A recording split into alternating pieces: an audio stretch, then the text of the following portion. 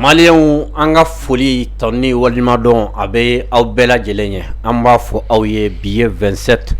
juin 2022 bi an sigira ka sababu kɛ Bankas attaque kɔfɛ an y'a dɔn k'a fɔ armée min bɛ an bolo o armée olu ka wulikajɔ a dogolen tɛ jamanaden si la o kɔfɛ armée wulila armée ye kɛlɛ kɛ kɛlɛ min kɔnɔna la o ye terroriste 59 ɲɔgɔnna faga o la terroriste ka responsable caman tun b'a a la ni Ala sɔnna an bɛna an da don o la aw bɛɛ lajɛlen ɲa a ye fana attaque min kɛra Fana a ma dogo aw si la o fana la maa dɔ minɛna maa min siga kelen don maa min na kosɛbɛ k'a fɔ min fatura o ka quarante yera bolo ani o ka marifa aw kɛra maa caman ye mun ko ja an bɛ armée min dɔn o armée o tɛna sigi tan bi an ye kɔrɔ Seydou Oumar Traoré wele journaliste analyste Seydou Oumar Traoré aw b'a dɔn maa min don a ka kodɔn a ka ɲaɲinini o fanga ka bon kosɛbɛ surtout ni ko ko armée malienne ka monter en puissance Seydou b'a a dɔn kosɛbɛ armée bɛ ka exploit fɛn fɛn kɛ terrain kan armée ka minɛn fɛn fɛn bɛ kan na ni ye Seydou ɲininka i b'a sɔrɔ information caman bɛ yen ne yɛrɛ ka bɔ a information caman kalama Seydou Oumar sababu de la n bɛ bɔ a caman kalama bi an bɛna sigi ka kuma armée ka exploit min kan ni a y'a mɛn bi n b'a dɔn caman bɛ nisɔndiya bi caman bɛ sunɔgɔ joona bi ka sababu kɛ k'a dɔn k'a fɔ armée bɛ an bolo on a une armée très puissante bi an bɛna an da don armée ka exploit la nka sani ka an da don armée ka exploit la ka kuma di Seydou Oumar Traoré ma n b'a fɔ aw ye ni émission kelen radio so 10 ɲɔgɔnna bɛ Mali kɔnɔ mun y'u ka programme bɛɛ lajɛlen falen émission nafa kama ko an bɛ ka fasodenw mun wele maa dɔw maa mun ka kodɔn fanga ka bon kosɛbɛ radio so 10 an bɛ a promoteurs fo ka directeur de programme fo auditrices ni auditeurs an b'a bɛɛ lajɛlen fo radio so flo ye radio islamique ye ale bɛ Kolokani Daɲɛ FM o bɛ Nara Cikan FM o bɛ Kolonjɛba Miracle FM o bɛ Buguni radio Gɛɲɛkan ale bɛ Fana Filadugu FM ale bɛ Kasaro n'o bɛ Kita fɛ radio Wasolo ale bɛ Yanfolila fo ka se radio Wateni FM ma ale bɛ Ɲɛna Sikaso fɛ Sanso FM ale bɛ Sanso Morila o bɛ Buguni fɛ fo ka se radio Toguna FM ma ale bɛ Bayangara ville yɛrɛ la ni radio so 10 an b'a promoteurs fo ani a directeur de programme an b'u bɛɛ lajɛlen fo k'a fɔ thème min bɛ an bolo bi an bɛ min ɲini fasodenw fɛ dɔgɔkun kɔnɔna la armée ka exploit kelen kɔfɛ aw kɛra mɔgɔ caman ye min ye an wele Seydou Oumar wele ka na n'a ka sigi ka kuma nin thème kan kosɛbɛ parce que attaque kelen Baɲangara mɔgɔw kɔnɔ Bankas a bɛ mɔgɔw kɔnɔ i n'a fɔ armée nin bɛ sɔn ka kɛ recul ba ye armée bolo nin kɛra perte ye armée bɛ sɔn ka démoraliser cogo dɔ la an ko aw bɛ armée min dɔn o ye kunu armée de mais bi armée olu ka wulikajɔ sabatilen don waati bɛɛ en tant que fasodenw bɛ yan k'u dɛmɛ information na fasodenw bɛ yan k'olu ka exploit fɔ n ko ni armée u tɛna na sigi u bɛ wulikajɔ sabati wulikajɔ min sabati dɔgɔkun kɔnɔna la Seydou Oumar bɛna a da dɔn a bɛɛ lajɛlen na ka se ka a ɲɛfɔli kɛ aw ye nka sani kuma ka da ale ma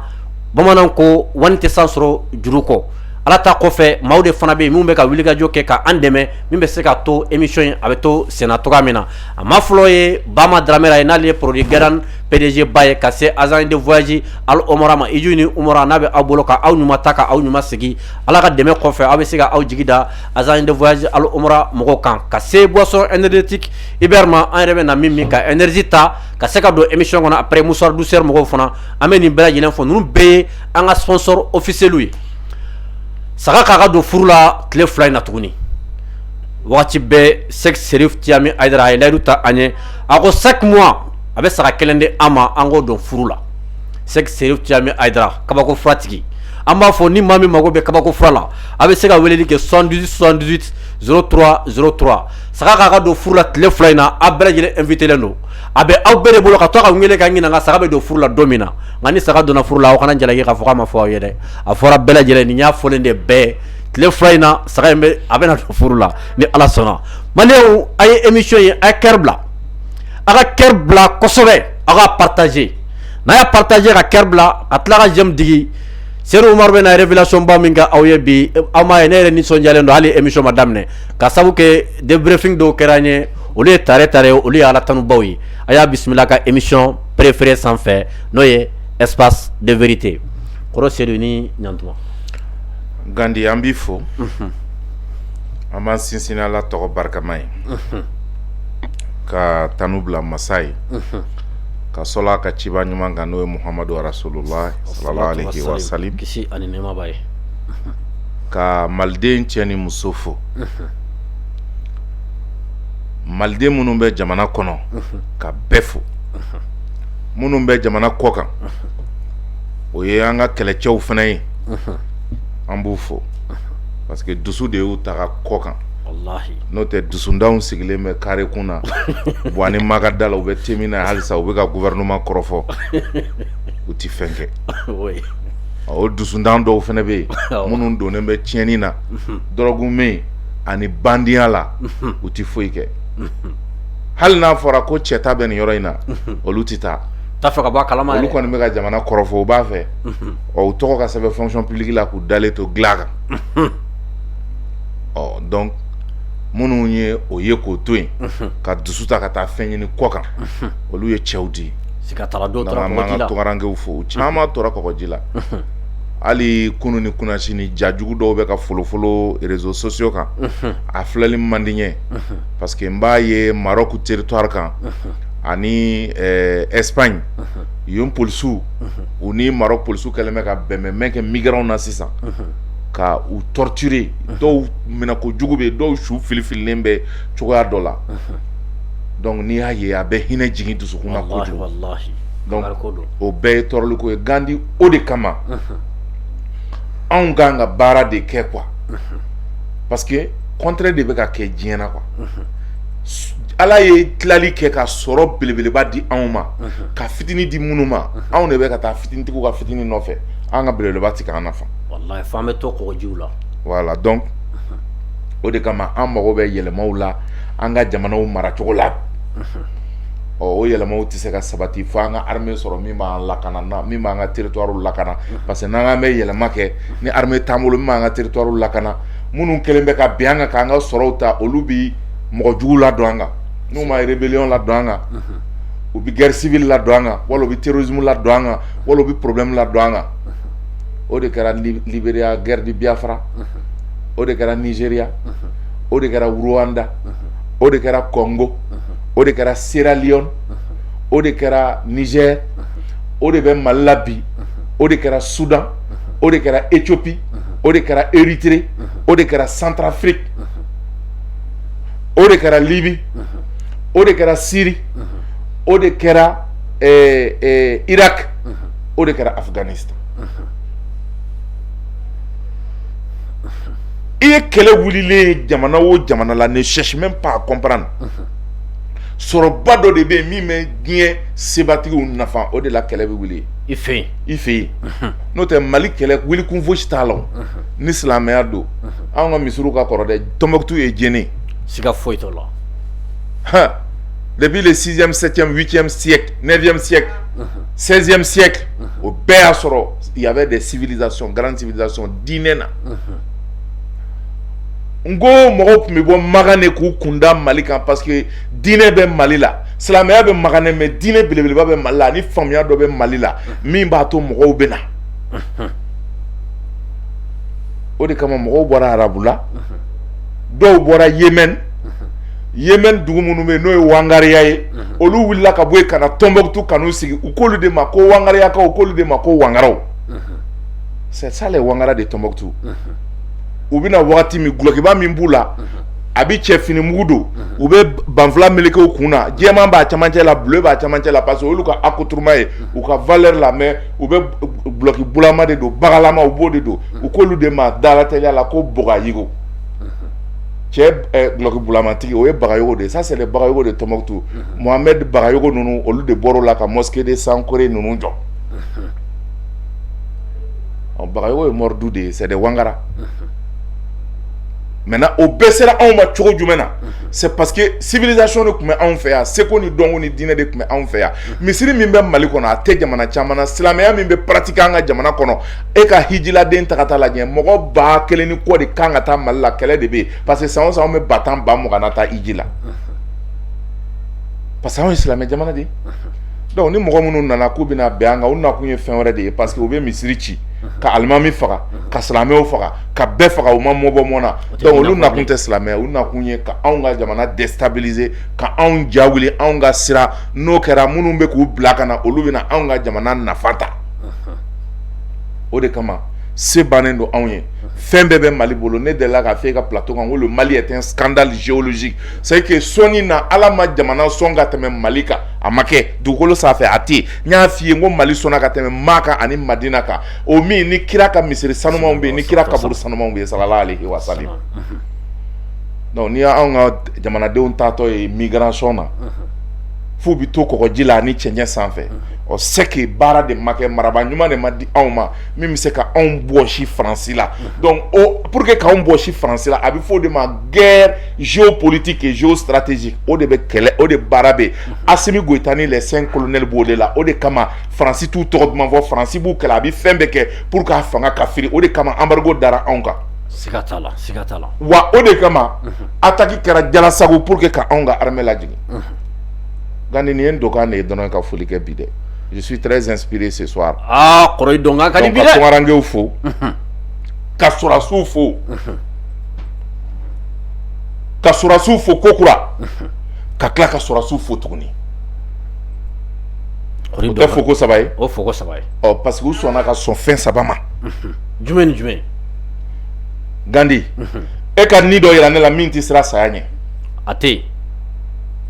o ni tɛ dɛ ayi o tɛ yen u sɔnna saya ma parce que n'i ye fini don ka marifa da i kan na dɔrɔn ka taa kɛlɛ daga la i b'a dɔn saya de bɛ yen don o don u sɔnna saya ma a filanan Gandi u sɔnna kɔngɔ ma e ka ni dɔ jira ne la min ti kɔngɔ a tɛ yen Gandi n'i bɛ so i ka dumuni bɛ sigi tabali kan i b'a dun madame bɛna dumuni sigi i b'a dun n'i bɛ bɔ a ka so dumuni mɔlen i b'a dun mais n'i bɛ kungo kɔnɔ dun e t'a dɔn tile bɛ ban k'i to yɔrɔ min dumunikɛ heure bɛ se k'i to yɔrɔ min i t'o dɔn parce que e bɛ jugu de kɔ o tuma e bɛ kɔngɔ de kun bɛ se ka tile fila kɛ i ma dumuni kɛ siga yɛrɛ t'a la walahi u sɔnna ka o kɔngɔ kun Gandi u sɔnna ka diɲɛ u jɛn'o kɔ e ka mɔgɔ dɔ fɔ ne ye min ka denbaya man d'a ye min fa n'a ba man d'a ye min muso n'a denw man d'a ye min balima n'a kɔrɔ n'a dɔgɔw man d'a ye a tɛ yen nka nin ko n'i mɛnna tunga fɛ so ɲɛnafin de b'i minɛ walahi u jɛn'olu fɛnɛ kɔ ka taa u taatɔ u b'a fɔ ne ma ne ba a ye dugawu kɛ anw ye walahi n bɛ se ka segin n tɛ se ka segin n bɛ segin n tɛ segin t'a dɔn dɛ a ye dugawu kɛ n ye Gandi n'i b'o kɛnɛ kan i bɛ kasi mais u bɛ taa saya de dun fana bɛ yen a dɔnna fana k'a fɔ ko saya de bɛ yen Gandi bɛɛ tɛ se k'o kɛ dɛ bɛɛ tɛ se walahi dɔw bɛ ka jamana wari suɲɛ k'a d'u denw ma dɔw bɛ ka jamana wari suɲɛ k'a kɛ ka sangasow ni étage baw jɔ ka kilimu bila u kunna ka don mobilibaw kɔnɔ confort la u t'a fɛ foyi k'u ni sɔrɔ mais ninnu sɔnna ka diɲɛ u bɛ taa yɔrɔ min hali dɛbɛn t'u bolo Gandi foyi ka taa ka sa k'u bɛ taa faso kuma bɔ Gandi o ye kari dɔ ye dɛ walahi kari ba de kariya saba in ne bɛ k'o kariya saba in de fɔ e ye o de sɔrɔ man di o de la ne ye an ka cɛfini tabaw n'o y'an ka sɔrɔsiw ye ne y'u fo siɲɛ saba parce que u ni cɛya foli saba in ka kan ne b'a fɛ u k'a laminɛ u k'a fɔ k'u ban marahaba k'a ka lamina tan de fana k'a ka lamina tan de baara kɛ ko ɲuman siga yɛrɛ t'o la donc Gandi nin ye donkan ye kɔrɔ ka bɛɛ fo i donkan ka di bi mais n tɛ se gosi ni armée ye ne y'a f'i ye n'i ye banfula in ye ne kun na ayi cɛya baara de bɛ yen depuis montée en puissance daminɛna ne ka sɔrɔsi fugula ma bɔ hali ni n bɛ n da n'a ye a tɛ bila kɔrɔ ta ma se ɲɛna parce que ne ko n ko nin ye contact de ye ne ni sɔrɔsiw cɛ u k'a dɔn yɔrɔ yɔrɔ n'u ye ne ye mɔgɔ min n'a fɛnɛ bɛ a ka combat la nin ye ne se de ye ne fɛnɛ bɛ n ka combat la n'i ye marifa di ne ma ne tɛ s'a kɔrɔ parce que a marifa dɔw bɛ yen a kelen kelen ka ca 25-30 kilos ye sɔrɔsiw b'o de da u kan na saga dɔw falen bɛ tetew 25 kilos aranjarisi min b'u sen na a bɛ kilo 2 bɔ a den kelen kelen bɛɛ bɛ kilo 1 bɔ fini min b'u kan na n'o ye gilet pare-balles o giriya ye kilo 5 ye i bɛ nin bɛɛ lajɛlen ta ka yala ka tagama n'a ye o bɛ nin bɛɛ ta ka yala ka tagama n'a ye ka faso bɔ nɔgɔ la c'est n'a fɔ n'i ye non maloboro da mɔgɔ min ko ka tile i bɛ jugu kɔ jugu b'i kɔ i se bɛ se ka da mini kan a bɛ exploser n'i ye i bɛ to Gandi e k'a kɔrɔbɔ dɔrɔn sa kilo 25 da i kɔ la sɔgɔma sa i ka yala Bamakɔ yan ayi non a tɛ i ka aranjarisi i ka kilo 1 siri sen na kana aranjarisi don dɛ gabakuru pese min giriya ye kilo 1 i k'o siri kirinze la min giriya ye kilo 1 i k'o sigi numanze la i ka kilo 5 i k'o gulon i disi la i ka taama Bamako k'a lajɛ heure kelen kɔrɔ n tɛ se n'a bɛ min di n tɛ se ka quartier kelen kɛ n'a ye donc mɔgɔ minnu b'o kɛ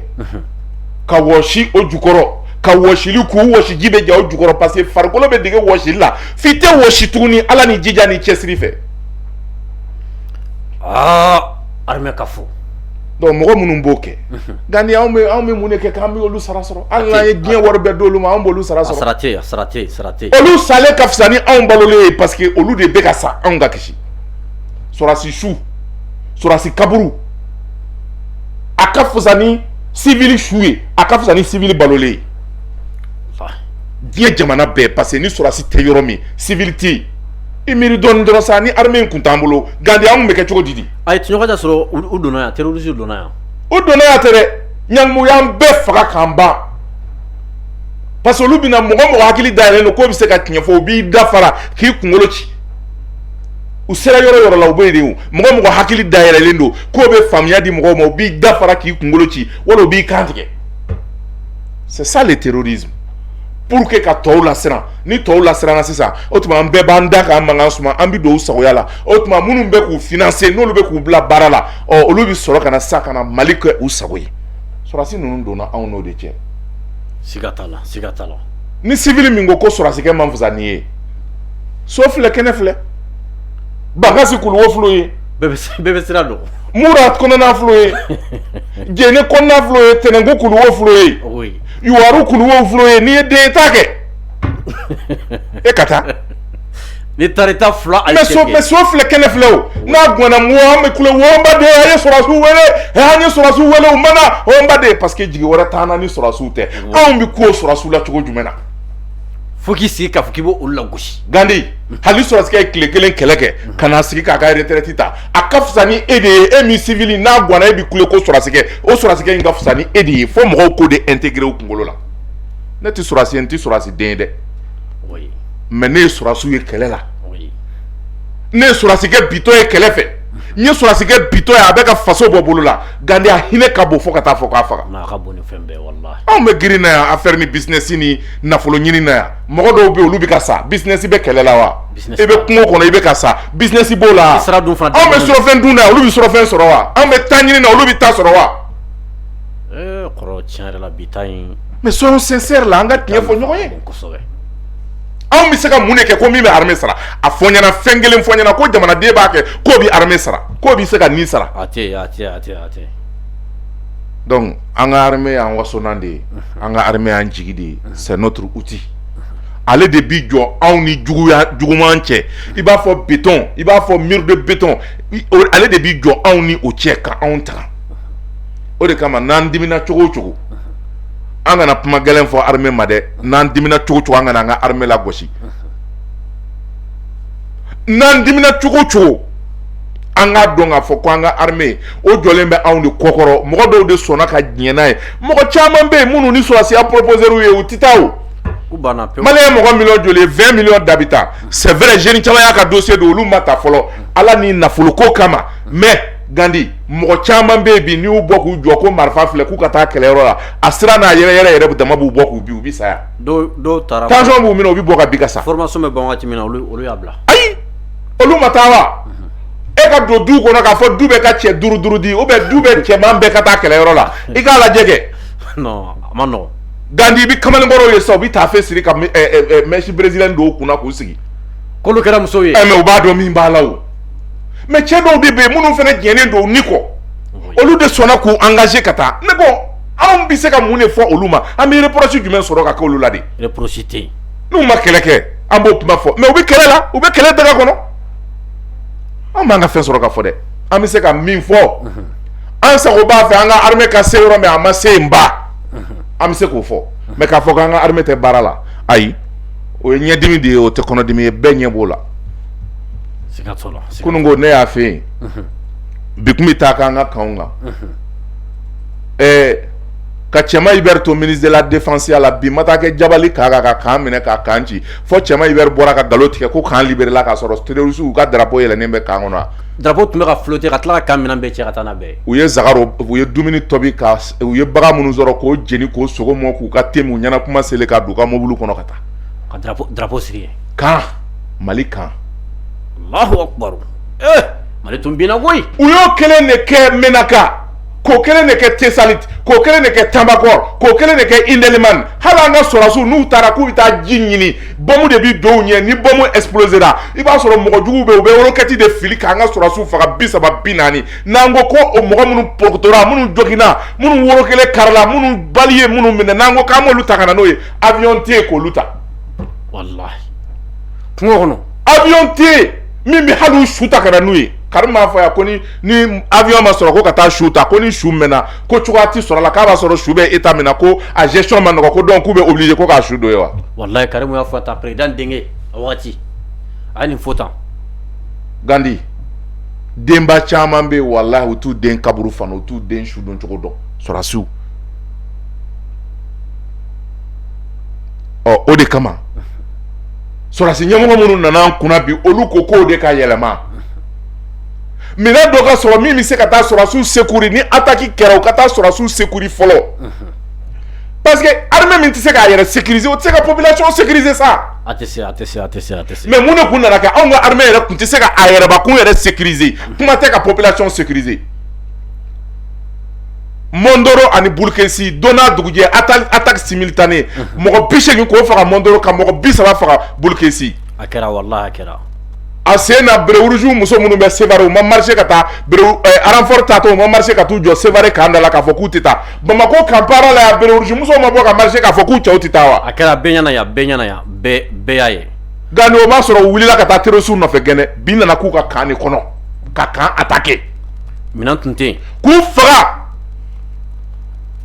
parce que sɔrɔsiw tun bɛ kɛlɛyɔrɔ la u janfalen don mais bi o ma ban wa. o bɛɛ banna bi. ça c'est fini. e jɔnni bɛ se k'a fɔ k'ale ɲɛ t'o la ko an ka armée tɛ ka progrès kɛ. bi. ko fagali dɔ kɛra ko tɛ bɛn e ma k'e bɛ armée la gosi ko ka armée la jigin jɔnni bɛ se k'o fɔ. bi i mana kɛ fasoden jugu ye cogo cogo i da man kan. n'i y'a mɛn ko l'armée monte en puissance armée yɛrɛ ka se k'a yɛrɛ lakana fɔlɔ kɛ. terroriste taara bi Bafo kan kan en même temps ka bi ɲɔnɔ kan kan en même temps ka bi Sevare kan kan a dun kɛra cogo jumɛn na. minnu y'a kɛ o ma to ye wa. a bɛɛ tora yen. minnu tun bɛ renfort la n'olu nana ji kan armée ma cɛ 30 ni kɔ faga o la mais o ma sɔn k'a communiquer kɛ mais ne b'a kalama o. a ye kɔrɔ i mana min fɔ armée la o kɔni kɛ o ye legacy de ye. donc c'est pour dire aux Maliens. i bɛ armée dɔn de. k'a fɔ jamanadenw ye. l'armée monte en puissance. l'armée monte en puissance. o kɔrɔ de ko armée bɛ ka yɛlɛ. mais ni armée ye puissance yɛrɛ sɔrɔ k'a fɔ l'armée est finalement montée en puissance an mago bɛ armée min na an y'o sɔrɔ ka ban an y'an sago sɔrɔ aha o don de an b'an jigi d'a kan k'a fɔ attaque tɛ se ka kɛ Mali la bilen mais hali o dan de b'a la parce que diɲɛ jamanaba minnu bɛ yen qui ont les plus grandes armées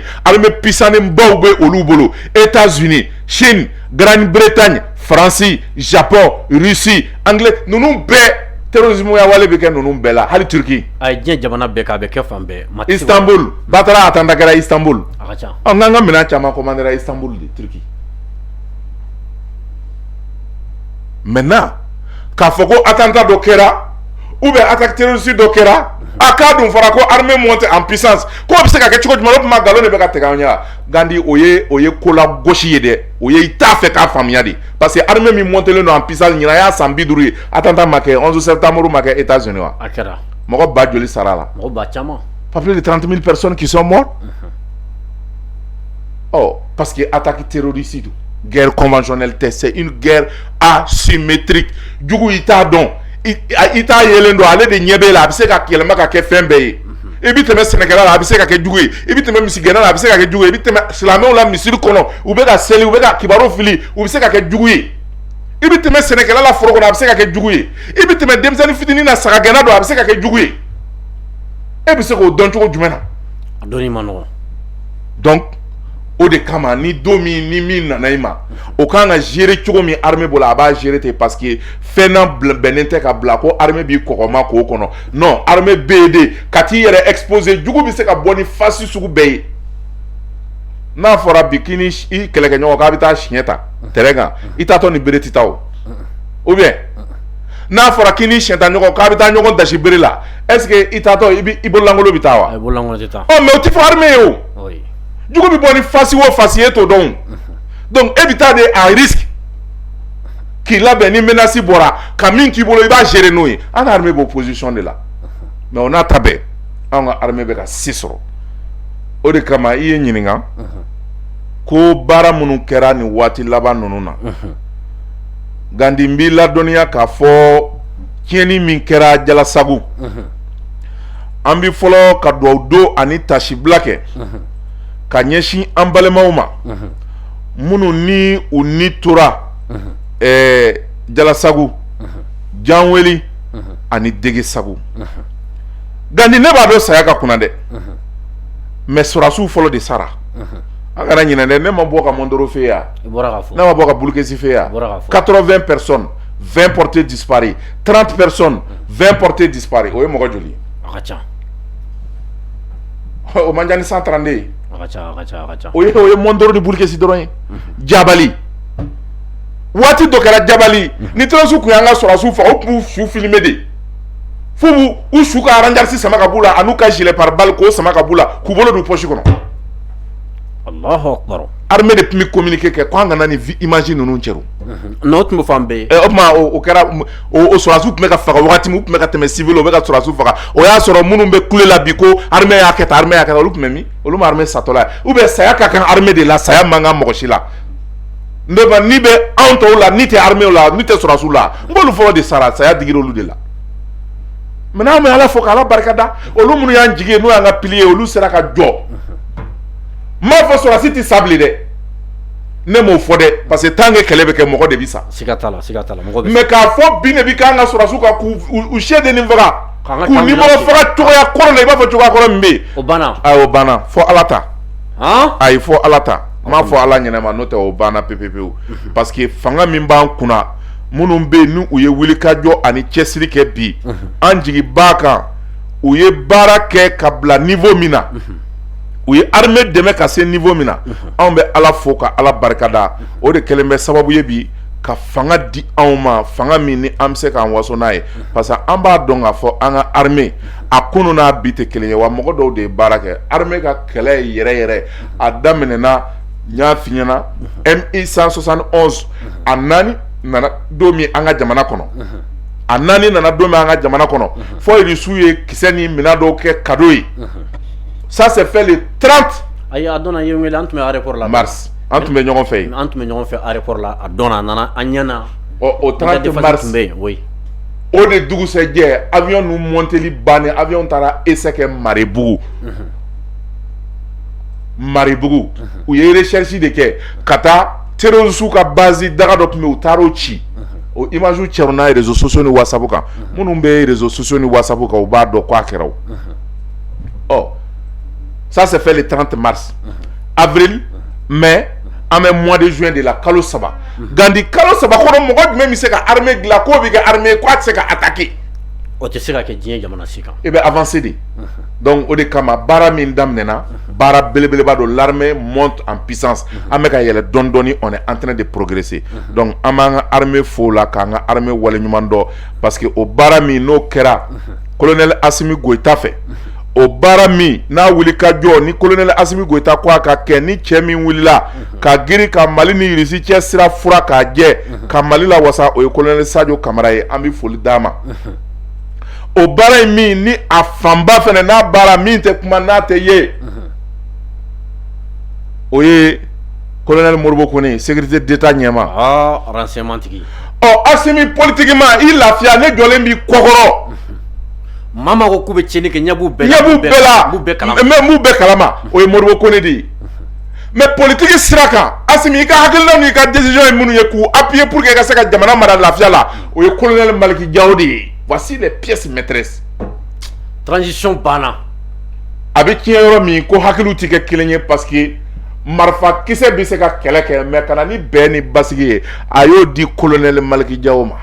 a y'o di colonel Ismaël Wage ma donc voilà Mali transition ye nin de ye n'i ye maa o maa ye nin kɔ kan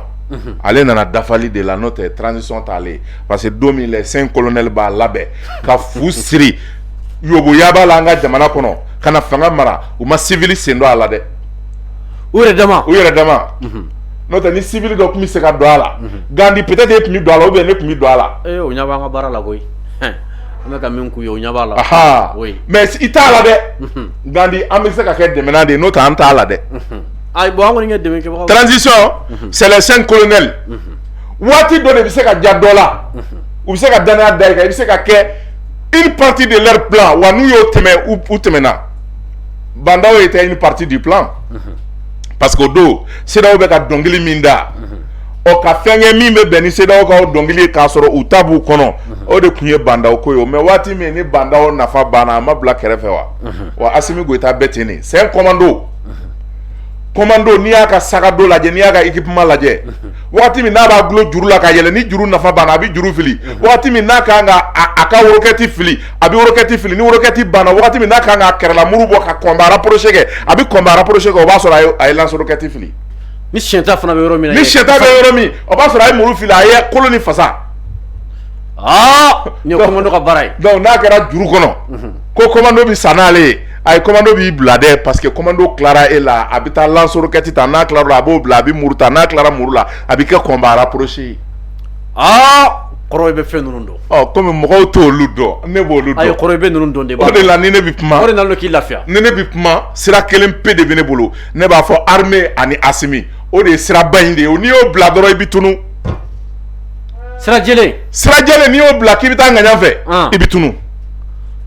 donc jamanadenw ka sira jɛlen minɛ sira jɛlen colonel Asimi Goïta ani les 5 colonels o ye sira jɛlen n'u y'o bila k'u bɛ taa ŋaɲa fɛ u bɛ ka ɲɛ da kɛnɛjɛni min na k'u bɛ t'o fɛ o ye Asimi ka sira faralen de ye o ye commando ka plan dɔ de ye quoi o ye commando ka stratégie dɔ ye n'i taar'o fɛ i bɛ taa bi commando ka diya n'a ye e ma cowboy film filɛ commando film i m'a filɛ wa ayi ne m'ale filɛ kɛnɛjɛni dɔ bɛ yen i bɛ to yala yala i bɛ bila yen dɔrɔn juru bɛ se ka bila i sen na k'i ta ten k'i sen fila ci sanfɛ k'i kunkolo sulu o y'i talen de ye diya na i bɛ to yala na dɔrɔn juru b'i ta i ma bɔ a kalama bon o juru de bɛ Asimi bolo il faut faire énormément attention i bɛ yala kɔ de maa ta bɛ dɔn maa min bɛ kuma mɛ maa kumabali o t'a dɔn o ta tɛ dɔn dɛ walahi voilà donc o de kama terroriste taara binni min kɛ jalasawukaw kan ka mɔgɔ 100 ni mɔgɔ 32 faga n'a y'an tɔɔrɔ ne y'a fɛ n k'a don Asimi ma sunɔgɔ a ma dumuni kɛ colonel Sadio a ma sunɔgɔ a ma dumuni kɛ le chef d'état-major de l'armée le général de division Oumar Diarra Barou wallahi Barou ma sunɔgɔ a ma dumuni kɛ au four et au moulin Barou ko k'ale tɛ se ka sunɔgɔ nin dimi kan Barou ko armée ma a ye wuli sisan anw kun ko n ko an bɛ Jalasagu kan banni a baara kan militaire de bɛ ka jɔ Jalasagu an b'a baara banni to ni terrorisme ya wale sumana wagati min an ka terrorisme kɛlɛ fɔlɔ population ka lafiya o banna kan yɛrɛ tɛ jɔ a ye taa a ye kungo yala Allahu Akbar tu o tu bɛ yen a ye don a la kulu o kulu bɛ yen a ye don a la u taar'o de la ka t'u baser sisan ka renseignement ɲinini daminɛ n'a fɛ armée tɛ se ka taa ten ka baara kɛ i b'a fɔ ko muso jama ou bien kɔɲɔ jama nana ka kuyu tigɛ o armée bi taa a bɛ t'i baser de ka renseignement ɲini parce que ni armée y'i faga f'a ka sɔrɔ daluya caman bɛ armée bolo k'a fɔ mɔgɔ min fagara mɔgɔ jugu don ça c'est important nka ni ne ko sisan bon terroristes filɛ nin dugu in na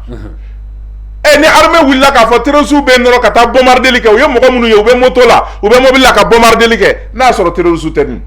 armée kungo sɔrɔ ko o tɛ Mali dɔrɔn de la fo armée b'a dɔn cogo di ko terroristes don fo diɲɛ kiirisobaw la armée b'a dɔn cogo min na ko terroristes don armée bɛ renseignement de renforcer n'i ye ko terroristes don d'accord en note karisa ko terroristes bɛ yan en note karisa fana ko terroristes bɛ yan en note a donc alerte kɛra 2 ni 3 ye donc armée b'a ka réseau bila sa ka baara kɛ k'a ɲɛɲini k'a dɔn yɛrɛ k'a lasago ko terroristes don parce que armée tɛ girin ka taa ɲɛnama minɛ ten o armée bɛ susuli de kɛ o parce que ani mɔgɔ minnu bɛ ɲɔgɔn na mɔgɔ sugu bɛɛ don armée bɛ susuli de kɛ susuli kɔfɛ armée bɛ sɔrɔ k'u da bɛrɛbɛrɛ ni minnu ɲɛnama minɛ n'o la o bɛ minɛ ni armée donna dugu kɔnɔ n'a ye minnu ko mɛ n'a bɛ se k'u koron k'u minɛ o ye guetteurs ni u ka renseignement dila ninnu ye armée b'olu minɛ sinon armée n'i y'a mɛn ko armée ye opération kɛ yɔrɔ yɔrɔ i t'a mɛn ko armée ye opération kɛ k'u taara terroristes jala minɛ o kɛlɛ de bɛ kɛ fɔlɔ o fagali de bɛ kɛ maintenant n'i y'a kɛ fagali ye ten i m'a ɲɛɲini i bɛ tila k'i yɛrɛ cɔrɔn tuguni n'i ye hali civil kelen faga minnu bɛ kule la bi ko an ka mɔgɔw tora ni armée kun bolo filila non CPI ka mɔgɔ kelen pe ka mɔgɔ kelen faga civil ko kelen pe fa u me bɔ ka vidéo kɛ WhatsApp kan ni Facebook kan nga karisa a tile kelen ma deli ka terrorisme wale kɛ sɔrɔsiw nana u y'a faga an y'a f'u ye ko terroriste tɛ u y'a faga n ko kun bɛ n'o de kɛ armée la Mura Mura armée de donna u ka kɛlɛ kɛ ka terroriste to u ka réunion na k'u bunde k'u faga u fagalen ka tila ka don dugu kɔnɔ terroriste n'u ka si ka kɔma kɛ fo ka dugu jɛ minnu tor'o la n ko mɔgɔ dɔw wulila ka na Bamakɔ yan ka na fɔ ko armée ye fulaw faga a mɔgɔw yɛra o ma kɛ yan dɔw yɛra u ma taa conférence kɛ primature la ka armée jalaki kosɛbɛ yan a kɛra ala barika la mɔgɔ 200 min fagara mɔgɔ kelen ma sɔrɔ dugu kɔnɔ k'a fɔ ko o mɔgɔ 200 ko civil kun don bɛɛ jɛra la k'a fɔ ko terroriste kun don maa si ma se k'a fɔ ne ka karisa b'a la e k'a lajɛ dɔrɔn mɔgɔ 200 mɔgɔ 10 kun ka kɛ dugu kɔnɔ mɔgɔ ye min ni mɔgɔ gansan don ko armée filila k'o faga mun kun bɛ fɔ tiɲɛ yɛrɛ la ni CPI tun tɛ a ko tun tɛ ban ɲanguma t'a sɔrɔ armée bɛ CPI la siga tun t'a la donc o de la armée sa bɛ faga fagabaga bɛ siran sa bɛ siran a fagabaga bɛ siran armée b'o posture de la et surtout Gandhi an bɛ période min na ko sisan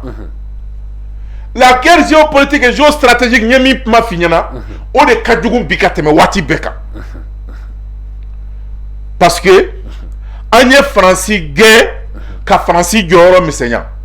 Faransi fo a taara ka taa madali kɛ ko ale ka kɛ fala ye ale ka kɛ kɔɲɔwuluni ye ko ka bila MINUSMA ka kɔɲɔminɛn na ko ka na a ma fɔ Abilaye Diop ye Abilaye Diop ma fɔ k'a tigɛ a fɔ ka delili kɛ ko ale ka kɛ kɔɲɔwuluni ye ko ka bila MINUSMA ka mandat mana ko ka bila u ka kɔɲɔminɛn na ka na yɔrɔ Faransi seko banna yen dɛ Diop ko ko ɲɛti wallahi donc Faransi bi ko bɛɛ de kɛ sisan sa pour que anw ka armée ka erreur dɔ kɛ n'i ye Assimi Kale ye cɛ ye Nations Unies na ka cɛya kan fɔ ni ye Choguel Talé ye Nations Unies na k'a fɔ ko on a été abandonné à plein vol cɛya kan fɔ ni Abilaye Diop ye cɛya la ka kuma Assimi Goïta ni Sadio de kɛra cɛ ye Bamakɔ yan fɔlɔ dɛ parce que olu de ye minɛn sa minɛn min m'an permettre k'an ka territoire sécuriser n'o tɛ n'u kun taar'o fɔ Nations Unies na o dugusɛjɛ attaque tun bɛ multiplier Mali territoire fan bɛɛ o tun bɛ Mali k'u sago ye nka minɛn ɲɛnama b'an bolo kelen cɛw b'an bolo IBK b'a ta maninka dusu fɛ a dimi o dimi ka taa cɛya kan fɔ bobow yan fɛ bobow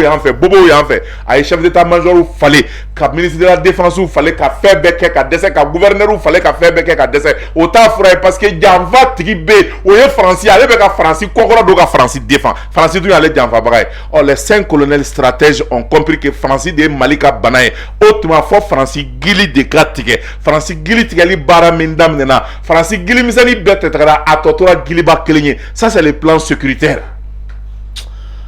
an b'o baara de la donc ne y'a fɛ an ko kibaruya bɛ dugu la an ko ko dɔw bɛ kɛra non i y'a fɔ ko dɔw kɛra ko dɔw kan ka kɛ ko dɔw bɛ tila attaque kɛra le 18 ka dugu jɛ le 19 la o y'a sɔrɔ le 16 ani le 17 ko dɔw kɛra kɔrɔ i y'a fɔ n yɛrɛ kulola sobina fɛn caman na ko dɔw kɛra o ko minnu kɛra Faransi ko nin continuer tɔ min filɛ nin ye a fɔra ko lo 6 mais lo bɛ se lo 10 ni kɔ ma Faransi ko ni nin lo bɛ jiginna Mali la dɔw yɛrɛ ma jigin lo 3 kɔ sisan o n y'a dɔn lo 2 jiginnen bɔra o kalama an sera lo 3 la o n y'a kuma mɛn o dogolen la o a ko bon ni lo tɔ jiginna o y'a bannen Mali bɛna a ka indépendance pleine et entière ta a bɛ sen ka fana donc an ka action dɔ kɛ action min bɛna Mali bali k'o sɔrɔ parce que bɛnkan dɔ bɛ diɲɛ sariya kɔnɔ ko ni guerre civile bɛ jamana min kan wala civil bɛ ka faga yɔrɔ min exaction bɛ ka kɛ jamana min kan ko a kana hali marifa kisɛ hali ntufanfaga marifa kisɛ a kana o feere o jamana ma a y'u bali kuma tɛ blindé ma kuma tɛ char ma kuma tɛ hélicoptère ma kuma tɛ avion de chasse ma kuma tɛ drone de combat ma k'o si kana feere bombe kana feere u ma kisɛ kana feere u ma a bɛ fɔ o de ma ko embargo sur les armes dalu ɲini bɛ senna fila ma sɔrɔ donc Faransi ani États-Unis de bɛ k'o dalu ɲini mais min f'i ye États-Unis fɛnɛ ka fadenya Mali nɔfɛ bi o ka jugu Faransi ta ye bi États-Unis ta ka jugu o ye juguya dan ye kɔrɔ o ye kabako bi dɛ États-Unis ka jugu ni Faransi ye bi o ye juguya dan ye donc américains olu pɛrɛnnen don MINUSMA la diɲɛ média ni diɲɛ fɛn bɛɛ pɛrɛnnen d'u bolo Mali ka fili nin kelen kɛ Mali armée ka fili nin kelen kɛ dɔrɔn u ka sin ka taa réunion convoquée Nations Unies na ka bɔ ni dalu ye ka da Nations Unies joni ye fanga ka bo kosɛbɛ ye américain tɛ ya olu ni faransi bi jɛ ka fara ɲɔgɔn kan sa ka taa réunion convoqué conseil de sécurité la k'a fɔ bon prévu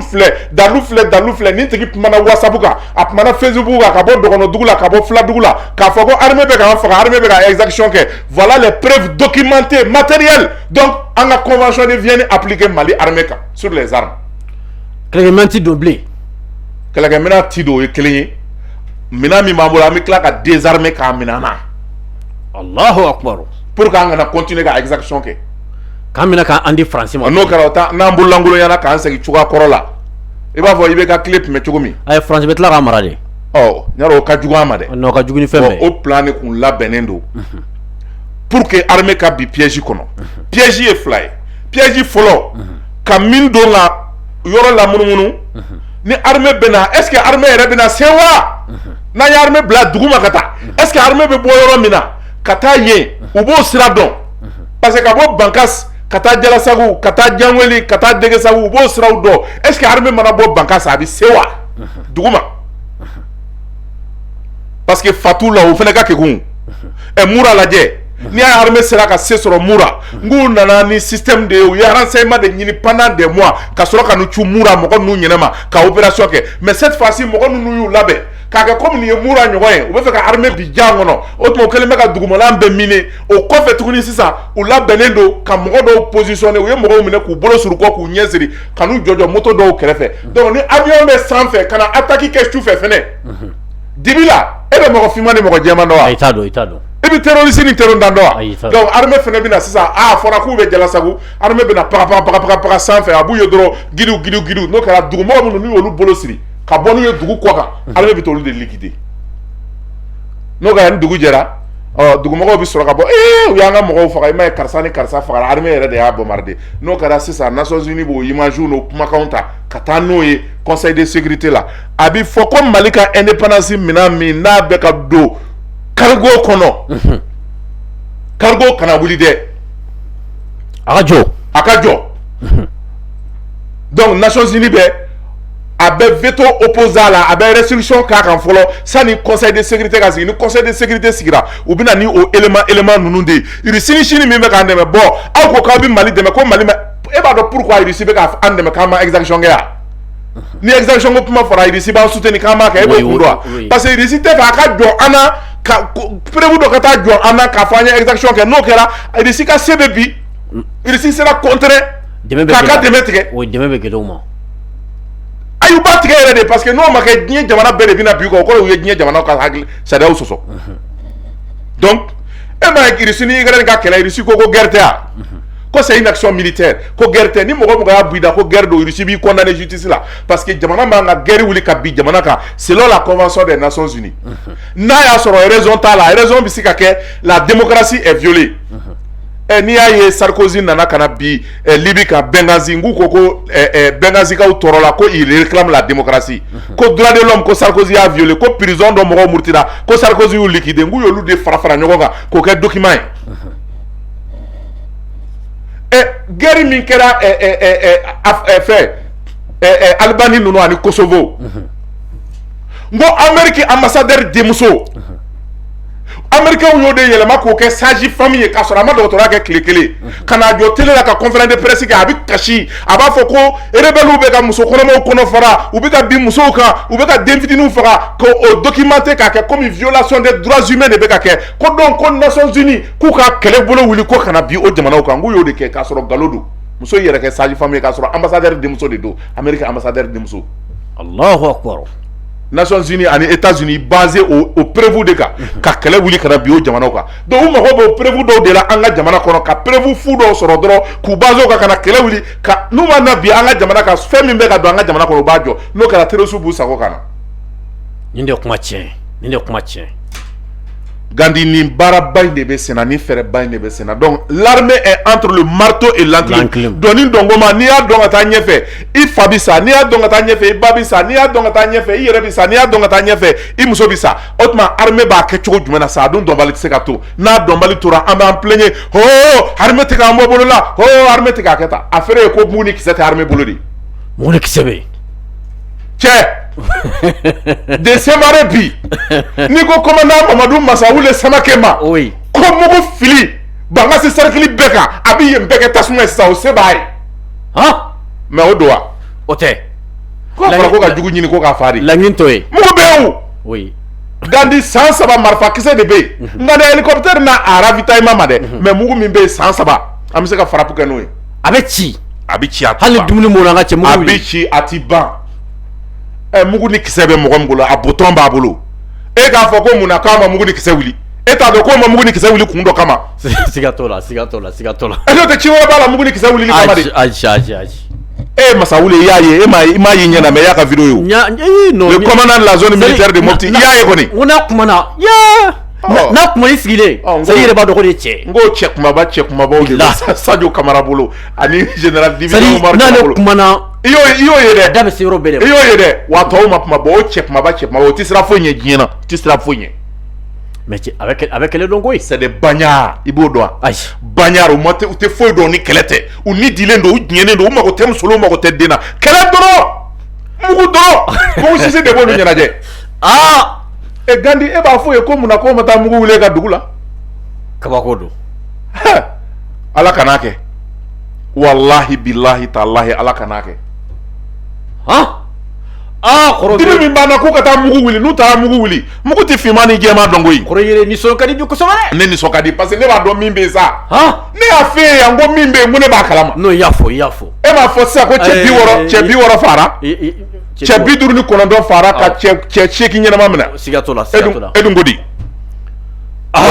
c'est pour que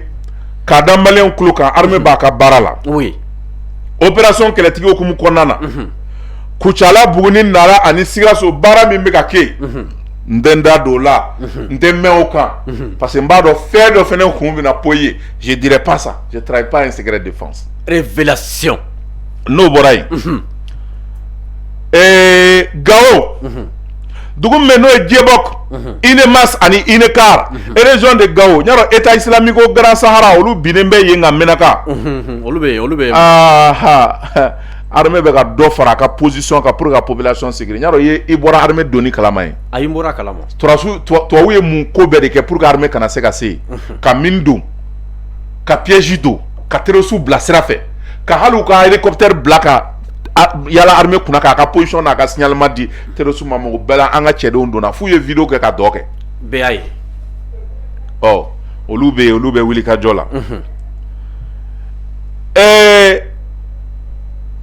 Mopti mara fembe be Mopti de koro wengoro parce que ne a fait enyana ne uka itinéraire fe nyana ya obi bo wengoro nunu de fe ka soroka na jala sagu nunu na donc u kelenga o tieni ke jala sagu mato ede u sangina kata u ka dinga wodo be no e kulu woye ngwe wodo bu bolo wengoro utara do de kono ku ka mobile nu ka fendo e ani sama soso donc do tora kungo kono